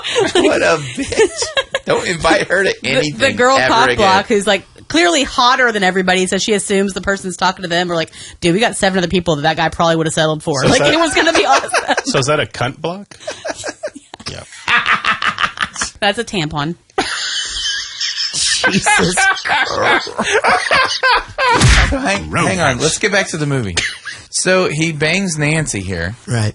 We talked earlier about how long he thought the movie actually lasted for, and you said 10 years, right? The director said he imagined that it was about 10 years. So you know he banged Nancy a lot of time. He basically got tired of banging Nancy. Yeah. He got tired of banging the French maid who he shows up with later. You know, he banged one of those old ladies in the car with a tire. Of course he did. Just to try it out. Of course he did. He He just fucking- looked at the vagina at the very least. He went down and got the. I think he accepted a boy blowjob. He went may down have there done that. and fucking got the chick with the coffee and just took her right back up. Day over. Because he's like, Here say I love and celebrate. You know, like it's fucking. That's it. Casey's right though. He probably had a gay day. He was like, "Hey, I could just start this over and not be gay tomorrow." You know, Or just to see if he was. It'd be a good confirmation. the writers they definitely talked about staying away from the dark shit. Like did he murder? Like murder and did stuff. He rape? I Did thought he- about you know, that too. right? I thought about it too. I was like, if Because you his had character was dark, right? unlimited, you're doing this for 10 fucking years. Once he started killing himself, you do realize how dark it got, but it would be an interesting take on it to try like this like really, really action-packed, fucked up movie that is really dark. By the way, I just assumed it was about 10 years, around 10, 20 years. Because there's no way you do all of these things in a short amount of time. Because, first of all, you go through all the stages of depression and you go a little crazy. You're trying to kill yourself. Well, a lot of these situations, he's doing 1 minute increments at a time and like fucking up and then Exactly. starting over. So again. he's like being precise, and I was going to bring that up later, but he's like doing details. For all those things to line up exactly perfect, you have to do everything exactly right and then change one little detail. That takes a lot of fucking time. Yeah, I was gonna say that you know, as things started going well with the Andy McDowell character Rita, you know, yeah, there's no way we got all of the times where he fucked up a line or whatever, because the time where they fall in the snow is just the perfect scenario for like actual just a spark to happen. In an organic moment. So the whole point of that I'm basically getting to is, I feel like he banged everyone in town, and Andy was the only girl that wouldn't have sex with him. Rita. I'm sorry, Rita. Andy McDowell, right? Is that her name? Yes. Yeah. Rita was the only girl that wouldn't have sex with him. And, as we find out later, we'll talk about later, the slaps and everything. Mm-hmm. But, and then that's what sort of focuses him. Did you feel any connection to this movie to 50 First Dates? Oh, I didn't even think about that. I thought about it the whole time, about him trying to convince her to fall in love with him every day. Yeah, that's a great, it's like an inverse. A very inverse, because I tried to think of it being reverse, but it's not at all. It's the whole world keeps both going. Of them wake up with a different scenario every day. Right, but she just keeps waking up with no memory. It's kind of the same. Yeah, that's so she wakes up, it's the same day for her every day. Right. And it's a different day for him every day. Except for she doesn't know it. Yeah. And Bill Murray does know it. Yes. But in 50 First Dates, she didn't know it until people explained it to her. So I kind of saw a little bit of that. Yeah, agreed. Dog bark. Cue the truck. Exit Herman. Walk out into the bank. Exit Felix. And stand there with a not-so-bright look on your face. All right, Doris, come on. Hey, fix your bra, honey. That's better. Felix! How you doing, Doris? Can I have a roll of quarters? 10, 9, 8, R, 6, 5, quarters, 3, 2. Yeah, just to get the timing down on this. I mean, I guess you'd be thinking weeks, right? I mean, you probably got caught a couple of times, right? Straight to jail, right? What I always wonder is, like, if it's his experiences he gets to keep forever, which I actually couldn't remember until the end of the movie. Yeah, you think he'd just be hopping planes every day, fucking climbing mountains, going and seeing some shit. He stays in this town every day. Well, he can't get out of the town. No, he can't. He could if he left right in the morning. Yeah. He could if he left right away. Yep, yeah, you're exactly right. But every time he goes to sleep the next day, he's back there. He when he wakes up, he's back. So, but either way, why wouldn't he just I'm going to hop a plane, take a 4-hour flight, go see something cool, wake up in the same town, do something different? I'm actually backtracking a smidge. I'm kind of going back to the darker shit. Like, he's figured out you want to rape. He can do shit. No, just murder. Like he can figure out bra discomfort in this time. No, I mean maybe like. He thinks he's a god now. Maybe, a god, not the god. Maybe he has a like purpose. The murder thing. I don't know. I mean, or just you would murder somebody? No, I'm just wondering like about just doing fucked up shit, like fucking Torture. jumping off a building, waterboarding. At some point, that's just reality now. At some point, he's completely jaded about the situation, right? He's like, who knows what he would do? I don't know. I mean, I'd get into a gunfight, I think. But he did. He said he's been shot. He said he's been stabbed. He said he's been burned. He drove a truck off the cliff. They didn't show all of it. He just explained that a lot of stuff had happened. When does he do that? Because I don't remember off that. Camera. Off camera. He only kills himself twice. No, he did it. Toaster and truck. Toaster, truck, and then he jumped off a building. Yeah. But he said, he goes, I've been shot, I've been stabbed, I've been burned, I've been all these things. Apparently he had been doing, I mean, they shouldn't show every single day. Well, I don't understand when he said that, though. Whenever he's explaining to her that he knows everybody in the diner. Yes. Got it. Okay. Yeah. All right. That makes sense. Yeah. Yeah. I mean, I'm just saying, like, if he has 10 to 10,000 years here, why isn't he fucking hopping a plane every morning and going and Maybe doing he did. cool It just wasn't in the movie. I feel like that would have been cool to add in the movie. Yeah. I mean, unless he feels like he has a purpose and he's the saver of the kid in the tree. Well, that does happen. And then the tire and then, all of that stuff. Tries to start saving everyone. That is amazing. But anyway, we get to see the costume party. They're going to see the movie Heidi, and you like the French maid. Here, you really. Yeah, you I wish really- she had longer hair, but yeah. I know you do, and I'm so sorry about that. You are the worst. Because you like the cool hair. Because I like long hair. Oh, gotcha. I hope you fall madly in love with somebody one day because I want to be like, It's probably what I just want to be like, really, really likes girls with very short bobs. I was actually talking. I'll cut it for you. I was actually talking to my mom about this Tuesday night. So we were watching The Bachelor. Always comes back to The Bachelor. And I said something about short hair. And she goes, oh, well, I know a lot of people that look great with short hair. I go, yes, mother. But those same people, if they grew their hair out, would look even better. Yes, they look great now. They look absolutely amazing. But if they grew their hair out, they would look even more amazing. Who is your perfect guy? Well, first of all, he's too humble to know he's perfect. That's me. He's intelligent, supportive, funny. Intelligent, supportive, funny. Me. He's romantic and courageous. Me also. He's got a good body, but he doesn't have to look in the mirror every 2 minutes. I have a great body, and sometimes I go months without looking. He's kind, sensitive, and gentle. He's not afraid to cry in front of me. This is a man we're talking about, right? I would have gone for the slutty nurse. Wait, hold on. You would have gone for the French maid? Yeah, like I'd been like, you're super boring. Right. Yeah. Thank you. Not that I don't think she was pretty or nice. I just would have been like, that is lame. It's so lame. But I think the whole point here is to have It's a man unicorn. a right? relationship with someone that has substance. You know, I mean, I think that dude, he fucking proposes to the fucking chick from the restaurant the first night, and she's in. It's crazy. Everyone listen. 10 years. He's tired of banging Nancy. He's tired of banging the French maid. He went through the whole town.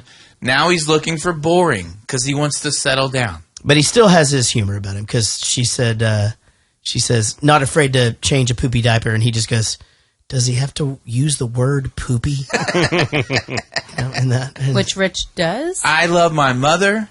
Obviously, you saw that on the last podcast because she puts an orange on there for me to take to work, so I'm not hungry. It's sweet. That is sweet. The orange is sweet? And by the way, I did mention the word laundry, and she immediately tried to do all my laundry, and I wouldn't let her because I love my mother. Yeah, well, my mom tries to do all of our laundry when she's here, too, and it's a whole thing. I just think this lady's explanation for That's the just perfect because man she can't sounds get into the door. boring. You wanna- It's like, even if you wanted that stuff, you don't tell guys that stuff. Can I tell you a story about how awful my mother is? Yes. Yes, it's the best thing ever. Yes, please. Hold on. Let me just Your mother or your mother-in-law? My mother. Let me get, hold on. Let me new get comfortable juice. real quick. Hold on. Just Does one Mama second. Vark listen to this? Hold on. All right, I just got to stretch out for a second. Wait.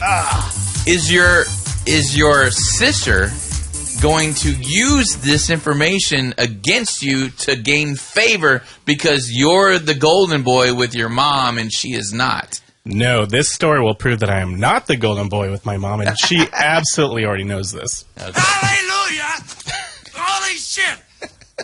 So, we used to live in Virginia where my mother lives, and we were going to move to Texas and take her granddaughter away from her. So, we sold our house, and we had to move out of it before we were ready to leave because our daughter was still in school for the year, and we wanted her to finish it up, right? So we're like, hey, could we stay with you for 2 weeks before we move to Texas? It's first of all, she has plenty of room in her house. She's got a bonus room, guest bedrooms, the whole works. It's a nice house. And she gets to spend time with her granddaughter. And it's 2 weeks. And it's only 2 weeks. She says to us, no, I don't think that's going to work for us. We kind of have strange work-sleep schedules, and I don't think that'll work well for me when I go to bed early. The end. She's like, we have to fucking get a hotel. So no fucking oranges at your door. My own mother wouldn't let me stay at the fucking house that has a guest bedroom and a bonus room for 2 weeks. Wow. Yeah, and we're moving away. That's pretty weird. And how many years ago was that? 7 years ago. And Rich's mom's still folding his fucking underwear.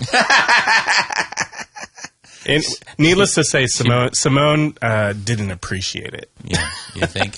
Is that right? That's a big one to me. Because here's the thing. Like, I feel like if it's reversed... My parents would kill for me to stay with them. Exactly. You know Dude, what? I mean, like, I can't even think of a scenario where my mom wouldn't be like, this is the greatest thing that's ever happened. I can't wait for you to be here. Hey, baby, or whatever. this is Mom. Sorry. Oh. Hey, baby, it's Mama. I got your message. Yeah, we've already got the lake house all set up. And y'all can, and if y'all want to stay in the Archer City house, that's fine. We'll just make the drive every day. We just want, and y'all bring the dogs. And I got a couple of air mattresses.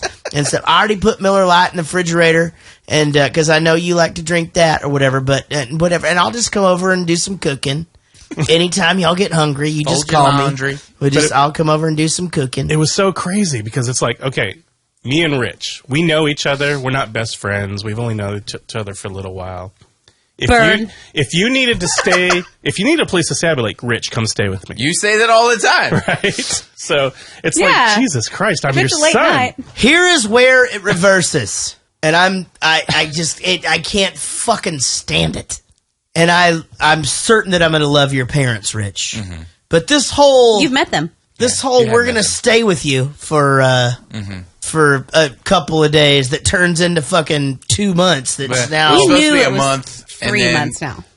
Well, it was supposed to be a month. I just didn't know their stuff was going to be there for 3 months. That's what I'm saying. But why wouldn't you just... you like convenience, right? Yes. Why wouldn't you just rent like a storage unit or whatever? They have 3 storage units, but my dad doesn't want to get these particular boxes in a possibly moist area. Oh, a climate controlled You do a storage. climate control. That's what we did. They have all of their storage units are climate controlled. He doesn't want it in my garage either. He doesn't want it in those things. He wants it inside my house where it's climate controlled by the AC. It's stupid. As soon as they go to California, all that shit's going in the garage. This is the most insane. By the way, their Mercedes-Benz is stored in my garage too. It's the most intrusive, just like spatial fucking, like I can't even stand it. But here's my point. I can't stand it. But I love them. I don't give a fuck. It doesn't bother me a bit. I love people. They would do it for me. Yeah. I would do it Here's for But you wouldn't ask my them to point do is, that. though, Rich is allowing it to happen. Exactly. Where That's my what I'm mother saying. just gave me 3 middle fingers, fuck you. Yeah. She has a huge clit. That's the third middle finger. Oh, no. Mommy, I didn't say that. Mommy. Holy shit. Dude, you guys are fucking wheels off anyway. Shit. I'm going to join in. I'm going to do a shot. I mean, because I'm catching up. I'm catching up with you fuckers. Because for some reason, the whiskey's over there. I am way behind. I don't know. There you go. I'm on beer 5. I'm shit-faced already. I don't know what's going on, but I'm only so takes far 6. behind you fuckers. Like, I can't even keep up with you. You weren't in broadcasting or journalism? Believe it or not, I studied 19th century French poetry. What a waste of time. I mean, for someone else, that would be an incredible waste of time. It's so bold of you to choose that. It is a waste of time. Yeah, I give him this Holy one. Shit. Even the next day, I would have made that same joke. Well, I mean, I guess your perspective is like, you know, you were going to go into literature or teaching or something like that. I mean, I don't know. I agree. Fucking Fritz. Look, no, not one person who studies 19th century poetry is also French poetry is also down to earth and prefers small towns. Like that On a never fucking happened mountain. in the history of time. Yeah. Are you going to play the clip where she orders the drink and he orders the drink? No, so No, we I don't have that. already did that. So What we the went fuck kind of to vermouth it's sweet vermouth with a twist or something? in a cold glass Yeah. with a twist. Well, the only thing that I didn't like about her character is when she's like, I only toast to world peace. World peace, I'm yeah. like, you pretentious piece of shit. Right. She was 100% 19th century Well, world peace. So any guy that she does a toast with, if it's not She world would've peace, hated she's going to Trump. fucking Hold on, tell but, him to fuck off. here's the thing. Hold on, just one second, because I don't. No,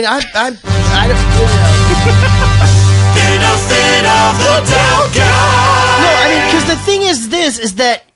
Yeah, but she doesn't like this guy already. That's true. So he's going to come. Hold on. No, hold on. I'll let you finish, but I got some This is rebuttal. my fucking.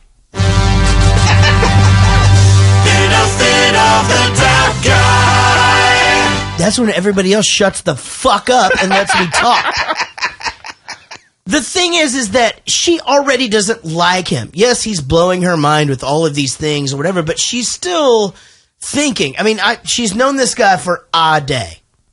His reputation, I'm certain, that morning that precedes him or whatever, and she's obviously been, Chris Elliott's been talking shit about him, whatever, but this dude is kind of being like the perfect guy, and she's looking for these little hints that maybe he is a fucking douchebag. Yeah, right? but I only toasted world peace. Okay, I get the fucking I only toast to world peace thing. If you had done the cheers thing with me, which you did all the time when we first started dating, if I was like, ew, I don't know if I could cheers you unless you cheers it to something really what does important. he cheers to first? It doesn't matter because it's polite just to I don't share know, like everything. to us or something. No, When somebody does a toast, you don't go, say that's a bad toast. I'd like to revoke that toast toast. to world peace. He's like, here's to us or something. Have you ever acted like you liked something that you didn't when you were on a date? Fuck yeah. And give me an example. Richard. I can't give you an example. Why?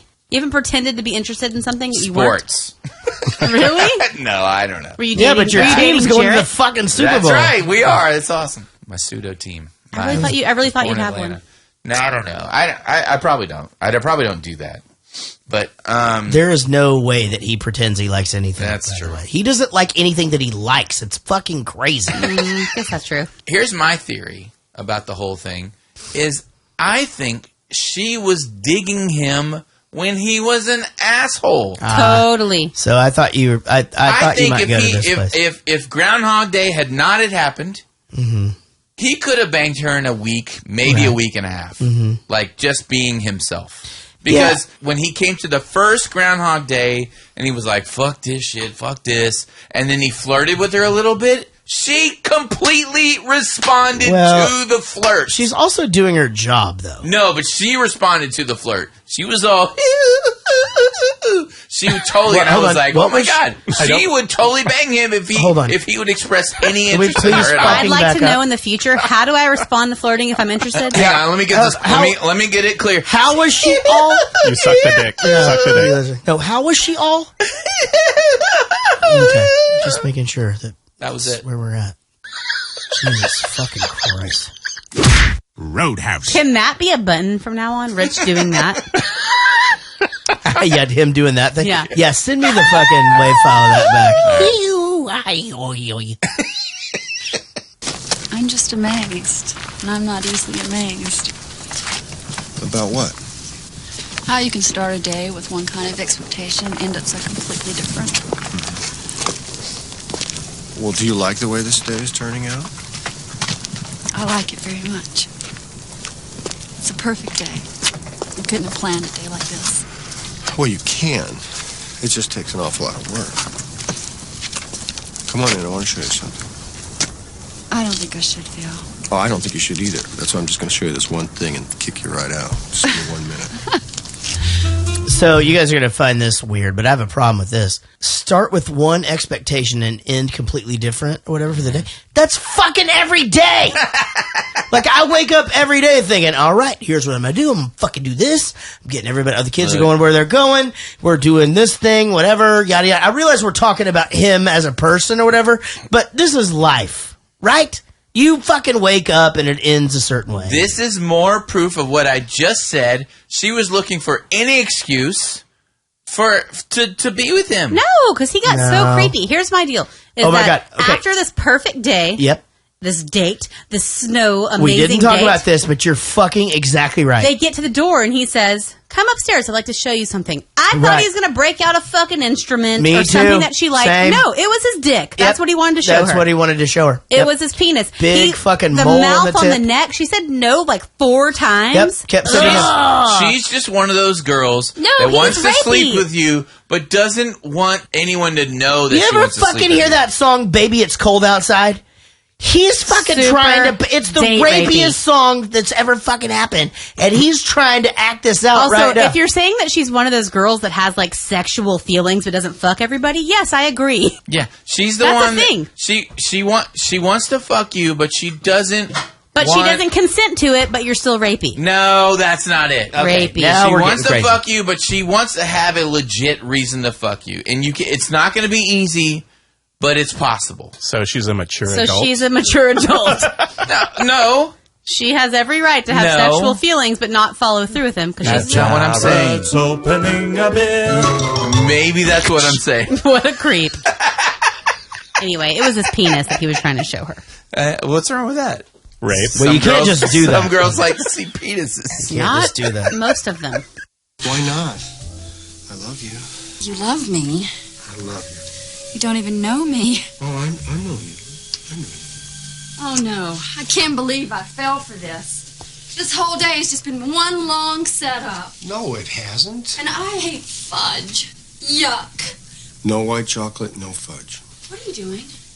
Are you making some kind of list or something? No. Did you call up my friends and ask them what I like and what I don't like? No. Is this what love is for you? No, this is real. This is love. Stop saying that. You must be crazy. I could never love someone like you, Phil, because you'll never love anyone but yourself. That's not true. I don't even like myself. Baby, it's cold outside. And then she slaps Hey, him. what's in this drink? Hey, I think it stings. You know, just to be a little bit of a devil's But advocate here. Yeah, let's hear some. could tell your some- sister some not to logic be involved from Will. in the first place. I don't agree with his date rapiness, but Hey, baby, just First stay. of all, he raped 0 people. He could go to Nancy if he wants sex. I'm sorry. He was just trying to entice this person in doing what she already wanted So, to do, but the- she needed a good reason to do it. my point is, she's known him for a day. As far as we know, he's known her for 5 years. Right. So he probably is in love with her. He is in love with her. Right. Thank you. Well, he hasn't quite figured out how to not be creepy in a fucking hotel room. But Because this it's is the hard- thing. Anytime a guy on a movie is like on the first date and being like all fucking like neck bitey and shit like that, and it comes across creepy. It's hard. He not- really did say, "Come up. I need to show you something. Don't worry, it's not my penis." And then it was his penis. It was his penis. That is not okay. First of all, never showed her his penis. Second of all, Because she couldn't get his leechy mouth off of her. The second she said, "You know what? I'm not into this," he was like, "Okay." The He goes, second- "I love you." No, it was. Let's go back to that scene and count I paid no's. very good attention. You're exactly wrong. I want you to go back to that scene tomorrow, and I want you to count no's. Oh, no, I don't think so. No, I'm not sure. What No, was, no, maybe no. it was certified for the He's first on time. the couch with her. They're all getting kind of necky, and then she starts saying no, and he's like, "Oh, do you really mean no? Do you really mean no? Okay, fine." She said no. Then he got up. That Then is they were 100% separated. not what happened. That in the is movie. absolutely what happened. And then they were separated apart. And he's like, "Look, I love you." And she's like, "You don't love me." Blah blah blah. In And he's Rich's like, America, this is how things go now. Oh, stop it! No, Trump's And then- America. Stop it. So and then and then they're standing up. He's not even near her, and he says, "I love you." And then she just smacks him. After one day, yeah, creepy. Well, she's fucking abusive. That's assault because he wasn't doing. He didn't have his hands on her. There was nothing going on. There was nothing going on, and she assaulted the guy. Fucking assaulted. You are correct. She is the only one that physically assaulted anybody. Thank you. It's never okay to slap a man. Thank you. It's never okay to put your creepy, dirty mouth on a woman's neck without I'm her sorry. consent. She came inside. They He got said on the she couch. was showing something They that were wasn't his making penis. out. I hate he you. did nothing. He did nothing he should have done. Of course, I actually do think you might want to rewatch the scene. No, 'Cause I'm telling hold you. on, listen. I hate that Rich edits I this because I see- know he's going to edit Yeah, it to be like, and- he's going to be like, and in fact- he's going to go, I don't think there's anything wrong with that. And he's going to go, I agree on a different part, and that's me the fucking clip. Yeah, we actually caught, we only listened to the first 20 minutes of the last I caught you podcast, cutting out. and we caught you taking out so much What shit. are you talking about? Punchlines Look of, at the high shit that we voice, were the high saying is voice. amazing. What? Yeah, and You're David Spade in what's that show he's in right now? What's the show? Rules of Engagement. Do you ever watch that show? Yeah. And what does he say all the time? What's his know. fucking David Spade catchphrase? That's you every time you're lying. I'm just. Did. I kind of did. So how I feel? I've come to the end of me, Rita. There's no way out now. I just want you to remember we had a beautiful day together once. All right, little fella. Good job. He just smiled at me. Did you see that? Believe he did. Okay, little fella. There you go. Hi there, mister. Something I can do you for? Hey, what are you doing? Hey, get the word out. Somebody kidnapped Phil. We're going after him. See, I think I'd want to be in a high-speed chase. I mean, and I think I'd just practice that a bunch of times. And not try to kill anybody. Somebody dies, fuck. Everything's going to be fine tomorrow. But, who hasn't wanted to be in a high-speed chase? I would I run don't myself off of a cliff on accident in a low speed chase. So he's trying to kill the groundhog because he thinks it'll break the spell, right? I guess. Oh, I don't think I got that at all. No, that's I definitely got that. He's like, I got to take this thing out. Yeah. So there's easier ways to do it, though. He tries to kill himself a number of times, and then after he realizes that's not going to work, then he refocuses, and then he starts doing all the stuff to better himself that I would do if I had unlimited time on This this is earth. what you would do. Yeah, the afterwards. Would you have to go through all these other things, you think? No. No, as soon as I realize that I am reliving the same day and I'm not getting older and retaining information, I would immediately advance to now in his life, which is fucking take advantage of I'm immortal. I'm going to learn guitar. I'm going to learn piano. Like, awesome. And I'm going to do everything. I'm going to get my PhD. I'm going to learn tantric sex or something. I don't know. Right. You could just do that anyway. That's just a breathing thing. It's like you just got to fucking just hold your breath a lot. Well, no, there's more to it than that. But it's all about. There's there's a message in a bottle. Teach me, Jaret. And jizz in my pants. Yeah, that's it. I'm sorry? What was that again? I'm a god. You're God. I'm a god. I'm not the god. I don't think. Because you survived a car wreck? You folks ready to order? I didn't just survive a wreck. I wasn't just blown up yesterday. I have been stabbed, shot, poisoned, frozen, hung, electrocuted, and burned. Oh, really? And every morning I wake up without a scratch on me, not a dent in the fender. I am an immortal. Special today is blueberry waffles. Why are you telling me this? Because I want you to believe in me. You're not a god. You can take my word for it. This is 12 years of Catholic school talking. I could come back if you're not ready. First of all, how many times do you think you'd have the special before you? And I mean, because you've got it all planned out. Well, so you don't gain weight. I'd be doing whatever I want. Well, yeah, of course. I mean, you saw the table. Yeah. Where the thing was just and before he would say a sentence, he would just stuff a fucking piece of cake in his mouth. It was too many donuts. I agree. It's too many sweets. I want like a chicken bread steak on there. Me too. I like bulky stuff as well. Like the size of a fucking plate. But I would, after each one, I would have a donut. I don't need more coffee because I have infinite life. Like, that would still make me feel anxious and uncomfortable throughout the day. I don't enjoy feeling full all the time. Oh, you don't? No. I love that. I am if it's full of like carby, sodium-y goodness, but not like donut. Yeah, I don't like to be full of donuts. I mean, I don't eat donuts really. How can you be full of donuts? I've never been full on donuts. Dude, this is it's a okay fucking if there's great kolaches. Thing. Agreed. I've gotten full on kolaches, but I've donuts. gotten full of shit on kolaches, but donuts make they make me They're a little, nothing food. They make me sensitive in my stomach a little bit. So she stays the night here. She's like, oh, maybe you are having Groundhog's Day disease, and I should be a scientific constant and stick with you. And she stays the entire night. What's the difference between this scene and the end of the movie scene? Well, he's a gentleman here, and he was a gentleman there. He was a gentleman here. You want me to jump all the way to the end of the whole point of the movie? Well, she loved him. He became a better person for himself. Correct. So it had nothing to do with her. It was all about him. He became a better person for himself, not for her.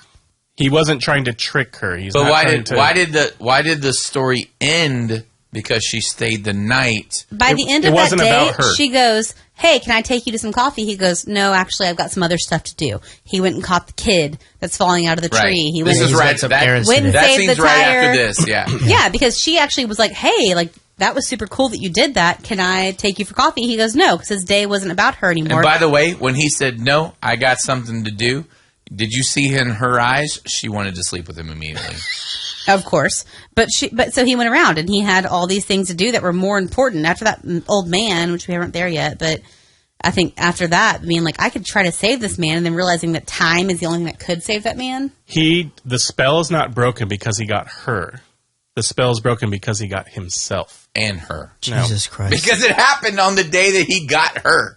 You're saying that he was infinitely a better person. Because over 10 years, she probably spent the night there multiple times. She spent the night here, but he's not.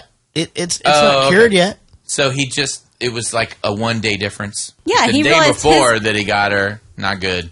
This day, good. It's not about getting her. I'm not sure you're going to like this. I'm not sure you're going to like this playback. I'm going to be honest. I'm just putting it out there.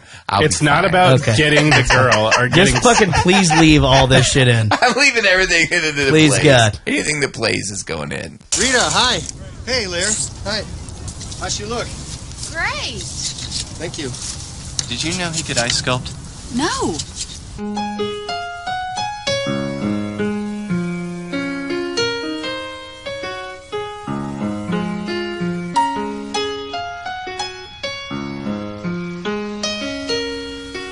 Not bad. Mr. Connors, you say this is your first lesson? Yes, but my father was a piano mover. Love that line. I fucking love that line. I'd like a piano lesson, please. Well, That's I'm sorry. Bill Murray to me. Like, that's a Bill Murray joke. Yeah, absolutely. I got $1,000 that'll Okay, and it that shoves the kid out the door. the kid out. In reality, Bill Murray doesn't read music. He learned to play this piece by ear and really played this in the scene. Did you know that girl that got pushed out of the door actually grew up to be Nora Jones? Oh, really? Yeah, a lot of people don't know that. The little boy that he once engaged to Gary Wiseman of Bowling for Soup, which is a lot of people don't know. Nora Jones. Yeah, it's fucking crazy. What a fucking tale of two cities. Okay, can we clear this up? That did not. None of that happened. Right? Yeah, none of it happened. The boy that he catches from the tree. Yeah, he ends up in real life being a news reporter for the town. No shit. Also not true, right? It is true. Oh, dude, but the catch is so fucking funny. He's just like, you never thanked me. You never thanked me once, you little brat. Well, this actually all happens after when he finds the old man. You know, when he finds the old man, and did this devastate you? Jaret? Yeah, I mean, this one was a smidge stuff. It tore me up. Are you the one who brought the old man in? Mm-hmm. How's he? Well, he just passed away. What did he die of? He was just old. It was just his time. I want to see his chart. Excuse me. Sir. Sir, you can't come in here. Sir, this is a restricted area.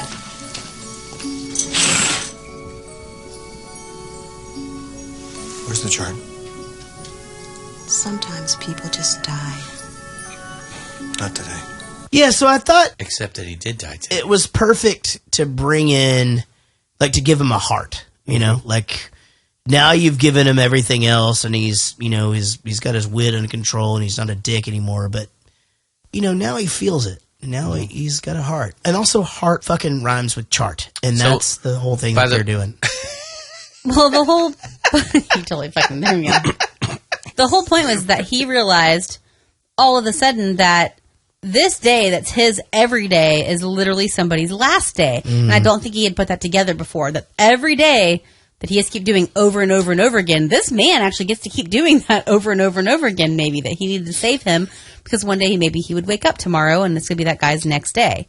Except that. Yeah. He can't save him. Died regardless of what he did. Well, I think he realized that eventually, so he decided to do good for what he could. And that's whenever he started saving the kid from the tree and fixing the flat tire and doing all these things around the town because he couldn't save that man. He realized it's just time. His every day was that man's last day regardless. This scene touched me. Yeah, me too. And just, again, brilliant acting here. I mean, say what you want about Bill Murray, but the guy can fucking act. No, he can act. Agreed. And I want to see the chart. And, I fucking believed it. And I believed he was bursting through those doors. He's going to see the fucking chart. You guys are showing him the chart. That's happening. Am I right or am I right? Or am I right? What was that all about? I really don't know. They've been hitting on me all night.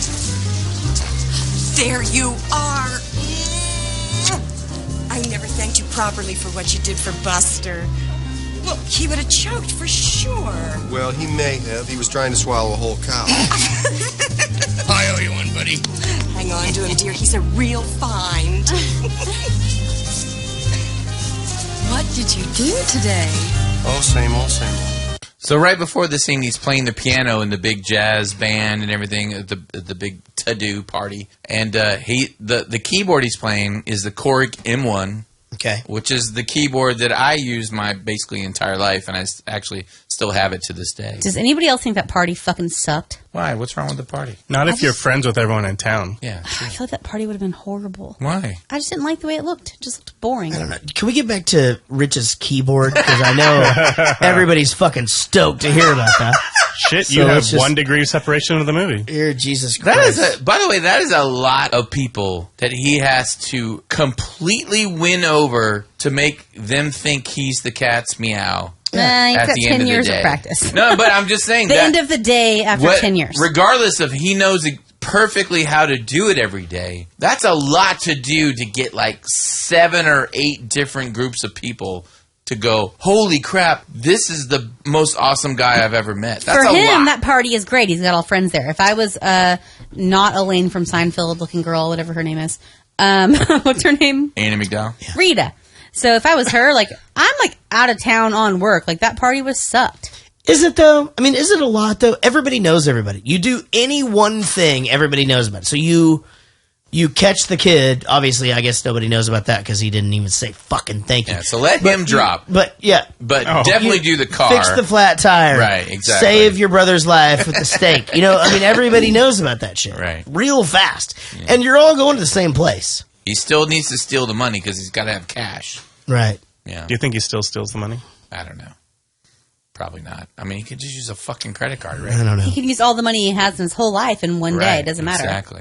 Well, so the couple that he points out that the earlier in the movie that the bride is having second thoughts, he's now gotten them married and gave them WrestleMania tickets, and they're super excited about that. Do you think that he ever, like, as he's doing this every single day, do you ever think he like takes a day off and like just kicks everybody in the balls all day long? I fucking said that about 30 minutes ago as you're editing this. Hey, but no one answered you. Not at this point.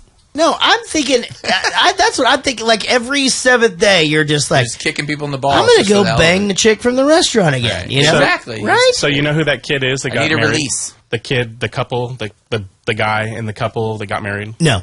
He's Michael Shannon. That's holy fuck. That is Michael Shannon. This is his first movie credit. It's did you watch Superman? Yeah, General Zod. Man of Steel. Yeah. He's General Zod from Man of Steel. I didn't actually watch that, but I know I knew it. I was like, wow, he watched that? That's crazy. I didn't really watch it. I really totally just did the fucking thing. So we got a auction for some dudes. Right. Super excited because the waitress is like, did you see her check her checkbook ledger? Yeah. So I'm getting to that.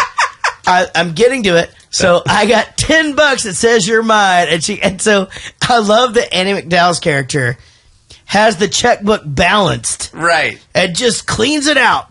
$339.88. Right? There ain't one fucking checkbook that's balanced in that whole fucking room. Nobody does that. No. Especially these days. Maybe back then, like nowadays, no like one even has. I'd be one like, these I've days. got $5,000, and like it, like the next day, I'd be like, that's a lot of overdraft fees. Is that all the money she has in her bank account? Yeah, that's pretty sad. Well, all she she's just gonna spend on moved, Bill Murray. you know? Maybe he should move on. Well, she just fucking moved there. You know, I mean, it's Maybe it's she been a balance up their big- rent and stuff. Is she Like that's how living much with she her could parents, spend for the too? rest of the week. Maybe. That's her petty cash. That was her Yeah. dowry. Petty cash. Her dowry. Holy shit. I know your face so well, I could have done it with my eyes closed.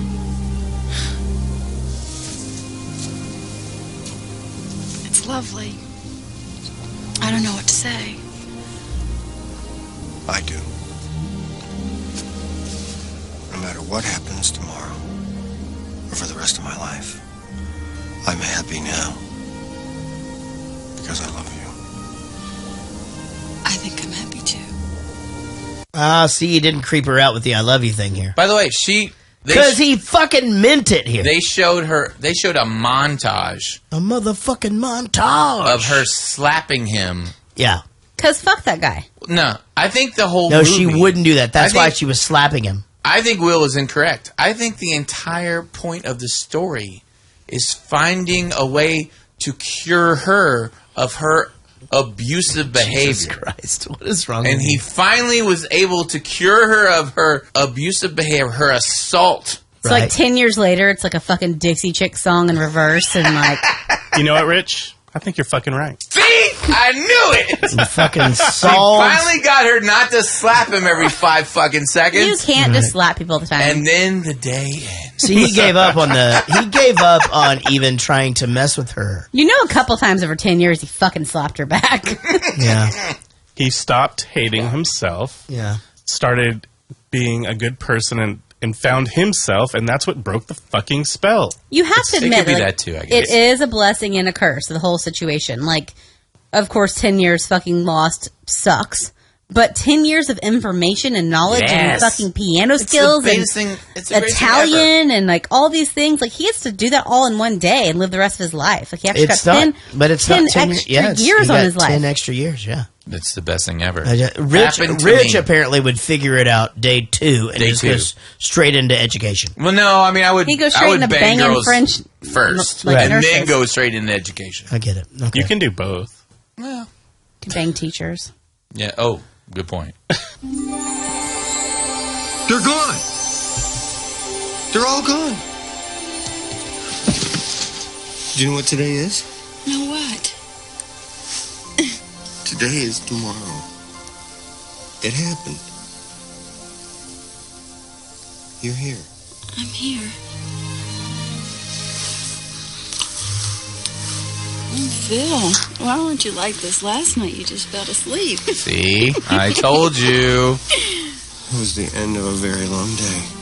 What did you tell us? He fell asleep. She wanted to bang the whole time. Not the whole time. Sometimes he was an asshole. It's one day for her. All she wanted was for him to say the right thing, and she wanted to bang. He was 50 different dudes over that period So of time. you're all rapey, rapey, rapey. No, she wanted it. She just no, wanted it. she didn't a want it certain from the way. rapey weird guy 10 years ago. Totally different human. I want to thank for all her, of it our was the same. listeners in France, Germany, Nigeria, Sweden, Israel, Malaysia, Chile, Netherlands, Norway, Brazil, Japan, Croatia, China, India, Venezuela, Cyprus, Afghanistan, Argentina, Spain, Italy, Denmark, Singapore, Morocco, the Philippines, Bosnia, Barbados, Bangladesh, Cape Verde, Guam, Cambodia, Austria, Belgium, Czech Republic, and Lithuania. Jesus Christ. We have fucking gone international, ladies and gentlemen. They're going to think you're making this up. These are real stats. These are real fucking stats where people are listening to the program. And so I really do. I mean, I want to thank you guys. If you're in some of the markets where we don't even know that you're getting the podcast, please, Email us. chime in. Let us know what's going on. You know what we should do before we get the fuck out of here and let... Do you think, before you do that, Okay. do you think that he was like, fuck, I just needed 2 more months and I could have completed my PhD online or something? I actually thought about that.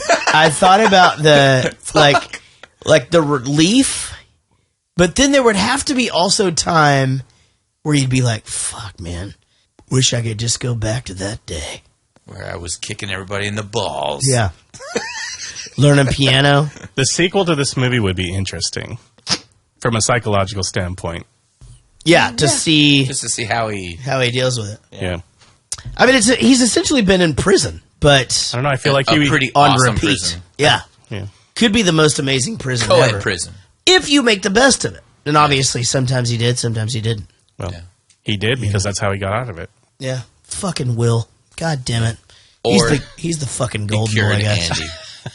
Let's check the email box. Email us at jaredgoestothemovies@gmail.com. All right, guys. Email us anytime you want at jaredgoesthemovies@gmail.com.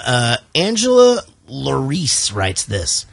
Hey, so you all asked for feedback going into episodes with video, and even though you promised to ignore and do whatever the fuck you want, Jaret, I'm going to give you some feedback. I actually think the podcast now is great balance of talking about the movie and talking about other stuff. I feel like I'm sitting around the table with a bunch of friends who just happen to watch the same movie. I love hearing about the band, about everybody's lives, the kids, etc., and on top of the movie.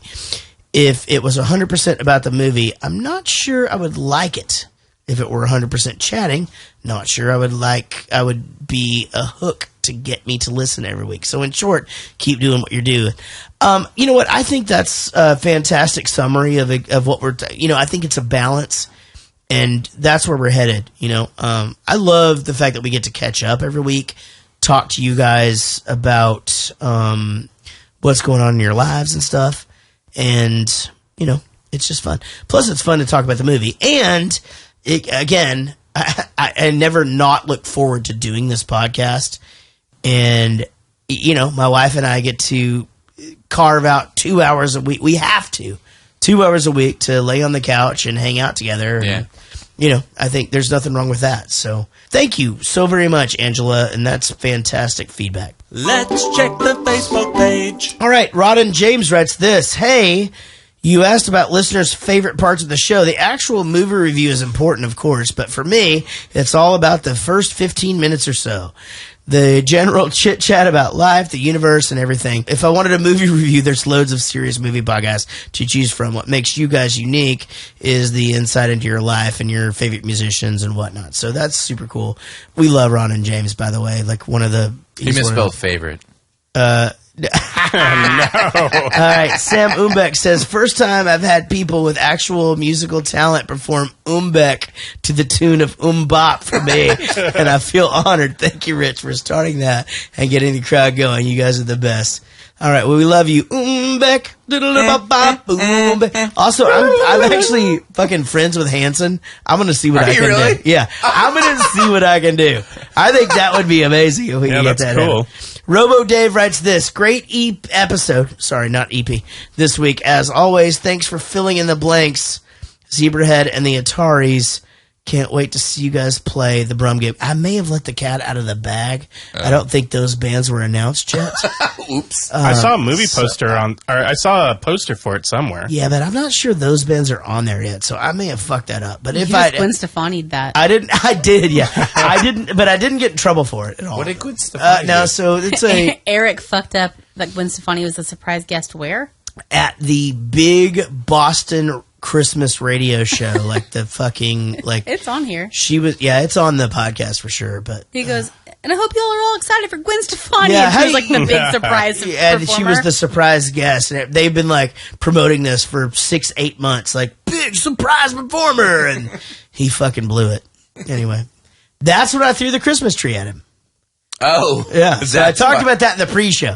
So if you didn't hear that, grab the pre-show episode off of patreon.com and hear the story about me throwing a full-size decorated Christmas tree that probably did not cost any money. You know? Thank you guys for being here, and thanks for listening. I want to thank Rich for being here, as always. I want to thank my lovely wife, Casey. Dennis, it was great to have you in here. Sorry you had to bail out. You know what? He lasted way longer than we thought he would. I feel like he rode the fucking bull, you know? Right, the snake. Kitty Corner Will, I'm glad you're here. You're the golden boy. Thanks. Glad you're feeling better, bud. Find us on the web at JaretGoesToTheMovies.com. We are also Jaret Movies, Jaret Movies on Twitter and Instagram. Find us on Facebook, YouTube, Reddit, Pinterest, Patreon, Google Plus, and I don't even know what all this is, but we're on it. And Tumblr by searching Jaret Goes to the Movies. Find me on the socials at JARET2113, and Rich on all the socials at Rich Coleman TX, and Casey on all the socials at Casey Yant, CASEYYYANT, and Will with one L. You can find him everywhere at WIL Vark. It's Will, it's one L. He's the fucking one and only, ladies and gentlemen. The one. Hold on, just want to throw it to Garth Brooks real quick before we go. Man, that Jaret Goes to the Movies podcast. That is one of the good ones. I used to listen to that with my dad, and he really liked movies too. I don't know what the fuck. I think that impression's, I feel like I'm losing it. Anyway. It's a really great Sling Blade impression. Ladies and gentlemen, we will see you down the road.